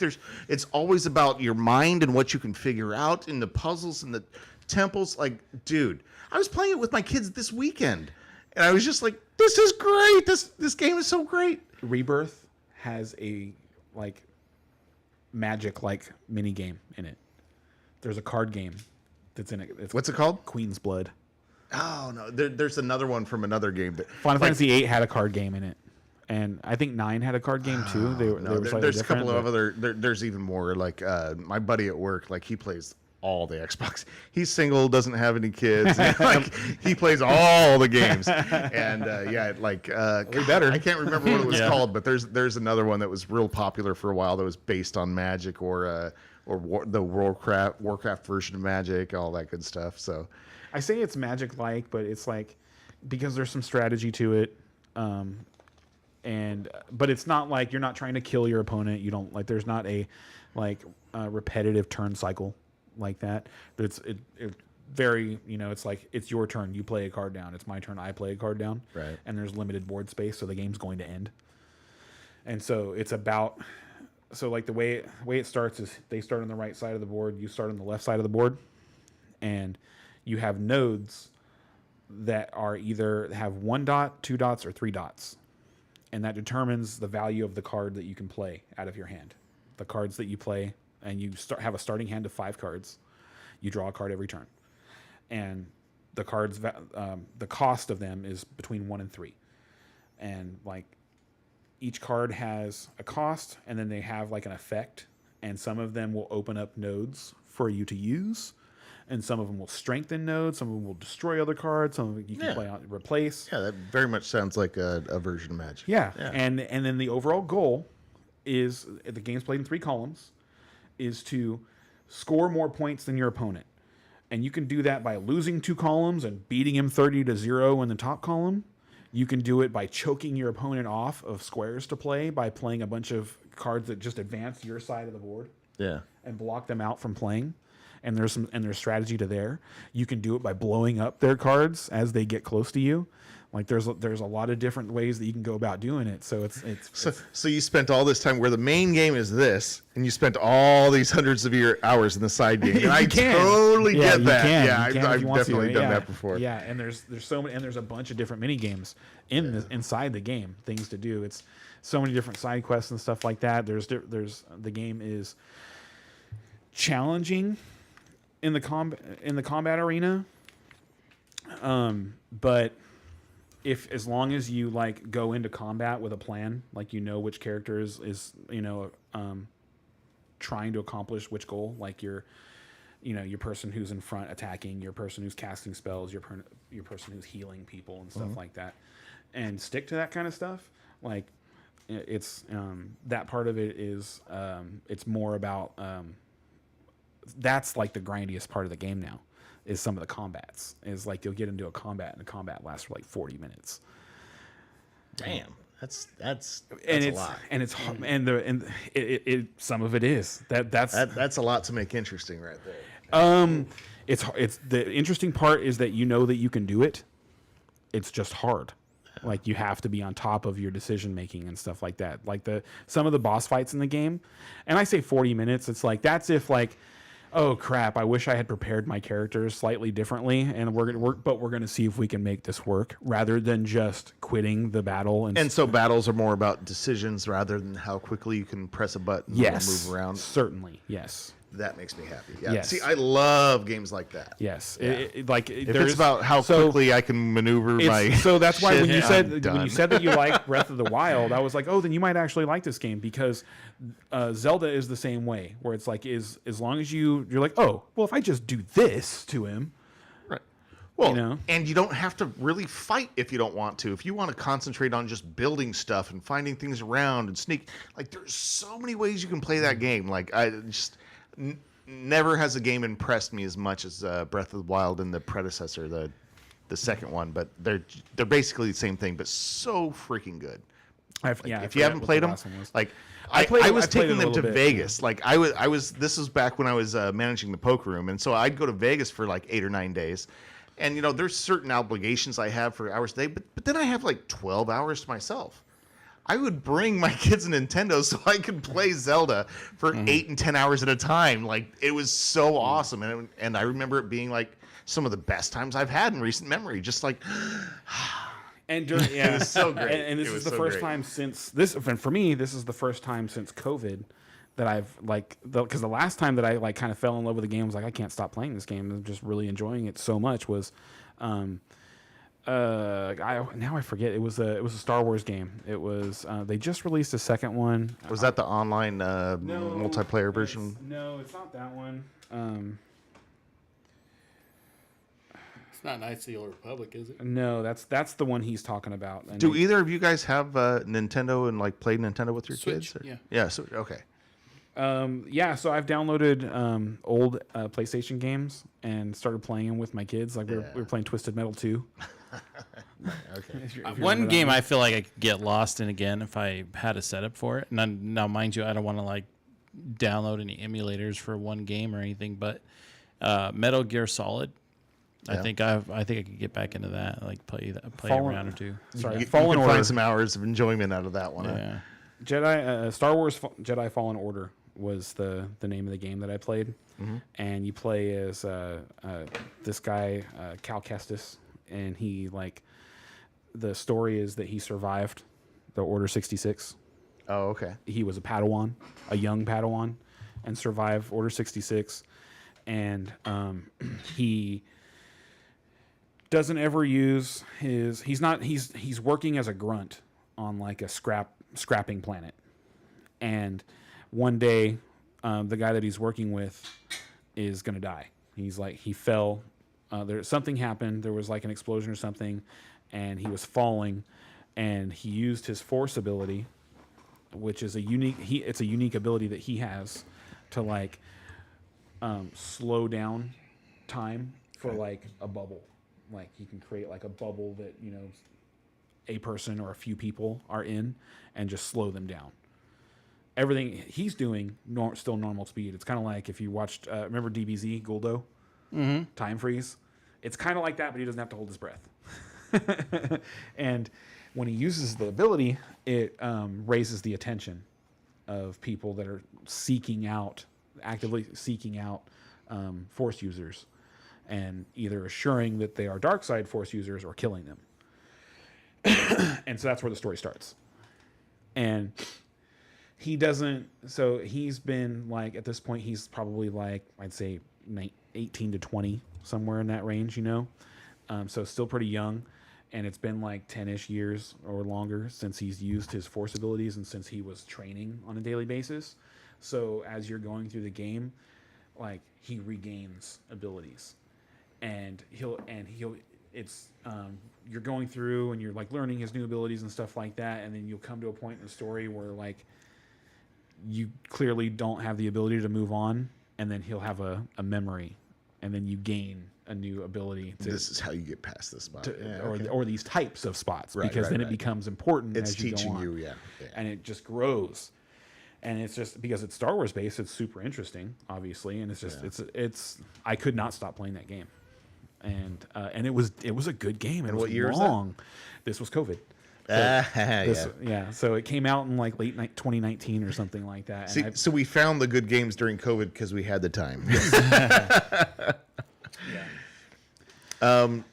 Just before, like, do we have any other football? Like, did we want to go do a DraftKings lineup, or I did make a DraftKings lineup if we wanted to I'm do not that. proud of the one that I put together because it It's was hard kind of to in a beat. There's 4 hurry, and there's games, only you know? 2 games and 2 games, 4 4 teams. teams. Yeah, so I'm not like, I guess I'll put it out there, but I mean, So I'll go first. I've been so red hot, I kind of owe it to the people. Yeah. Jesus Christ. You know, so and like Brian said, you know, I was just like, I guess this guy. But If you're still here after an hour and a half of talking about Magic and Star Wars and Breath of the Wild, sorry.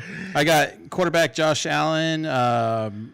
Because of the weather, I picked up Barkley. I got Hunt from Kansas City, Hopkins from Kansas City, Shakir from Buffalo, Worthy from Kansas City. My tight end is Kelsey, and my flex was my punt, Hollins, and then the Eagles. Matt Collins is a good punt. Yeah. And then the Eagles for 3,300 because of the weather. Yeah, not bad. Not bad at all. And honestly, it's hard to like criticize any lineups with only 2 games because it's like, well, yeah, that could happen. Yeah, so what did I score last week? We have it. 157-18. Didn't cash.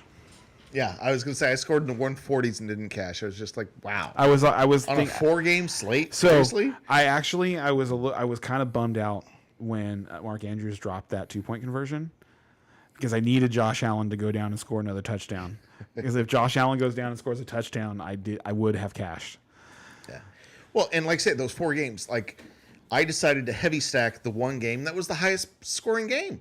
I heavy stacked that game, and I think I was third, or I was either second or third among us, and just didn't do it and did not cash. Close, right? I was at all least within- 10 points behind you, I think. You were third, but Yeah. but only 15 points behind So me. I was the only one that like stacked up the one game that was the highest game of the week, and I just picked a couple of wrong pieces, and sorry. And you're in last. it's funny was just like, because I had the Jesus worst piece of that game on my. I had Montgomery. Some of the picks that you had, you were all over the place. I was like, I am gonna kill him this week, especially after the Washington game. I was like, this guy has no chance. Fucking hell. Anyway, It was. I feel like I played the KC defense, and that was really good. yeah, there was a couple of spots. Kelsey where you hit Kelsey was insanely good. Yeah, and I started like Hollywood Brown, who goosed me. Yeah, that was he awesome. and he did make. There was one play in the game where he made, but he dropped it. Like it was like. Thanks for making me feel better. Yeah, no problem. It's so super funny too. I brought this up to Roxana right when it happened because Hollywood Brown drops that pass and then Kelsey catches like a 45-yard pass the next play. And so I was laughing. I was like, all those points guy that were going to I go had, to the guy I Brian, avoided, and they went yeah. to me instead. Yeah, awesome. It was good times. So anyway, all right. So we get your lineup. Okay. Well, I'm going to put my money where my mouth is. I said that Kansas City is going to win, so my quarterback is going to be Mahomes. Patrick Mahomes. Running back, it's hard to avoid Saquon Barkley, especially in something like with the 3 of us. I mean, Can't do it. The guy, yeah, how can you? Your second running back, I feel, is a big question, though. Like, that's a Anywhere tough- you go. Like, there's so many ways you can go.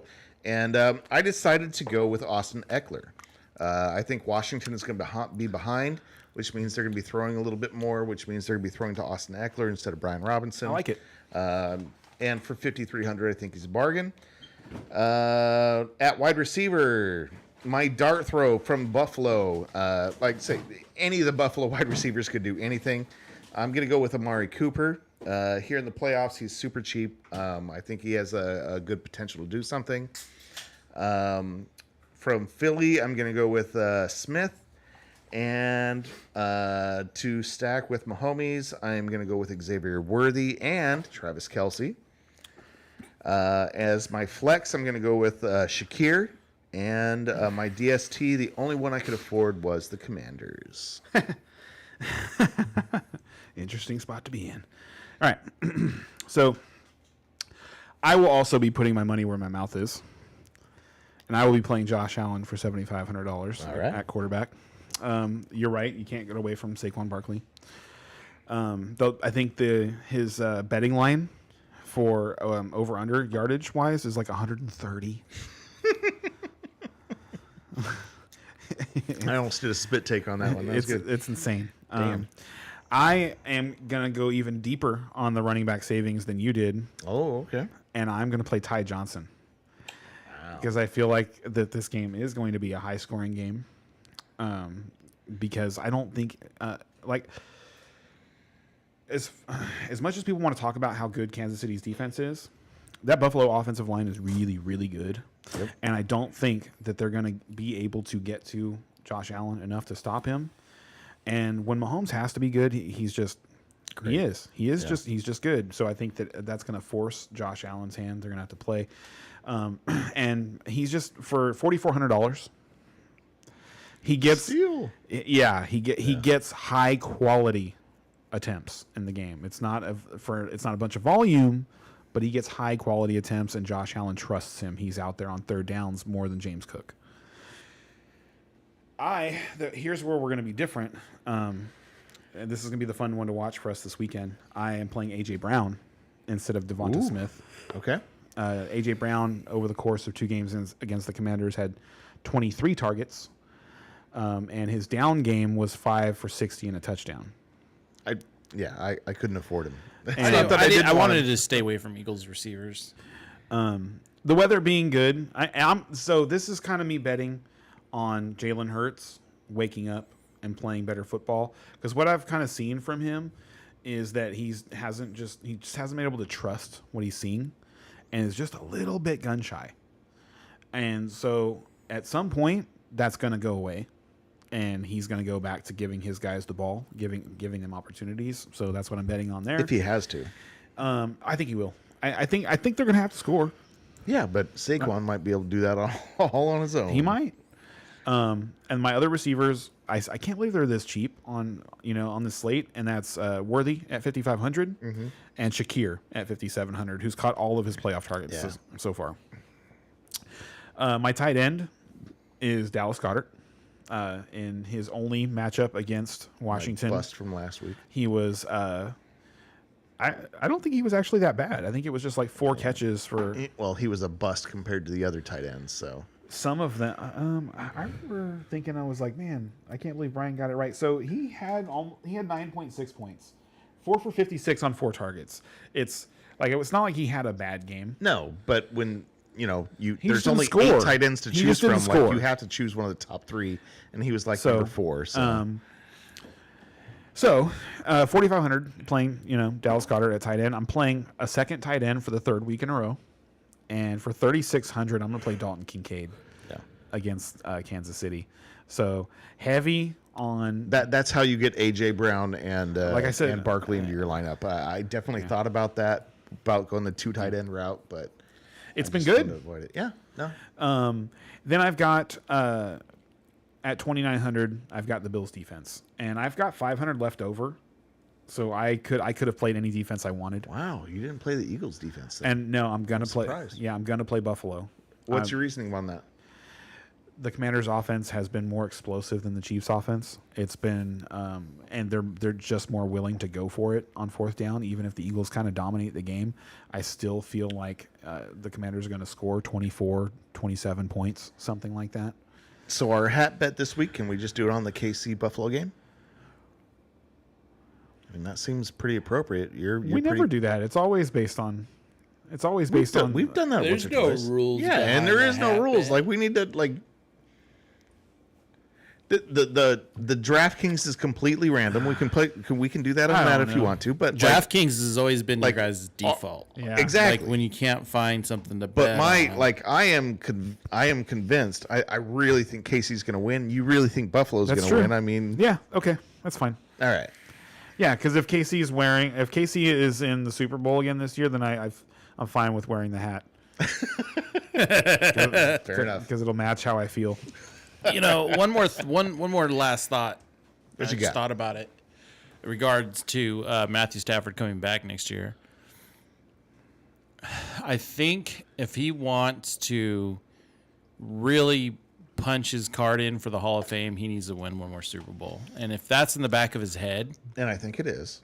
And he played well this year. yeah. And he played well into the playoffs. Well, He- and he was hurt. right. Like, Apparently he cracked some ribs at the end of the season. oh, I forgot about that. Yeah. In the 49er game.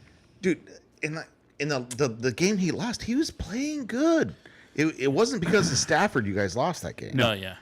Like Stafford was playing really well in all the Snow. late game scenarios where he needed to.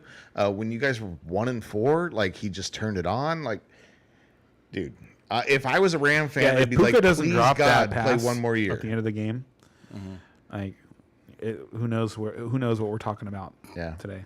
Like we could be talking about. So it comes down They to Yeah. could have been. We could have I been would talking definitely about be it, rooting for the Stafford. first NFC Championship game to be played at a neutral site, Yeah. because they probably still wouldn't have played it in Shoot, LA. I think 2 more fires have popped up. So that's it. That's all I got. Yeah, I think we hit everything. Right? Yeah, we're past 10, and we've talked about all the magic we need to talk about, right? All the video games, all the. Well, hey, I know there were several more. There were several more championship games that I watched. There's so many good ones. There are so many good ones that just kind of get forgot about throughout history. I don't doubt you. I don't doubt you. Like but I'm not going to watch them right so- now, so. like the last couple of three-peats were the 94 NFC Championship game where the Cowboys lost to the 49ers. That was Troy Aikman and the Cowboys. That would have been their third straight Super Bowl. They won the next year. Then before that, it was Montana. And the 49ers dominated the divisional round. And then Montana gets knocked out near the end of the Giants game, the championship game with the Giants. And the Giants force a turnover from Roger Craig and get the ball back with like 2 minutes to go and go down and kick their 5th field goal of the day and win 15-13 That sounds like a Steeler game right to there. end to win and to go on to win their 2nd Super Bowl as a unit and to end the three-peat opportunity. When we're talking about Roger Craig, man, we've gone too far back into the past. Oh my God! There was. So I also watched the 2014 when the Seahawks came back and beat the Packers, and that one was crazy because I think that game right there. If somebody didn't know anything about football, like you kind of taught them the basics about things that people are kind of supposed to do, and then they watch that game, they might think that there was a script. Like the end of that, Sorry, go ahead. the end of that game was I'm bringing this up because we watch crazy stuff happen all the time, and we kind of forget about crazy things that happened in the past. So the Seahawks are down in this game, 22 to. I want to say it's like 22-6 or something like that. It was really bad, and in the last 2 minutes, they go down and score a touchdown off of like a couple of just monster plays. They haven't been able to move the ball consistently all day, and they make these 2 chunk plays back to back. One of them being Marshawn Lynch, who was in his own right great throughout the game. It just Russell Wilson threw 4 interceptions in this game. Then, with the old onside kick rules, although it wouldn't have mattered really that much the way that it played out, but ball is bouncing, takes a high bounce. Packers player on the hands team jumps up to go get it, goes through his hands, bounces off of his helmet, up into the air, and a Seahawks player who's jumping at the same time pulls it right in. The Seahawks go down, and it was 19-7. That was what the score was. The Seahawks go down and score a touchdown and go for the two-point conversion to go up 3.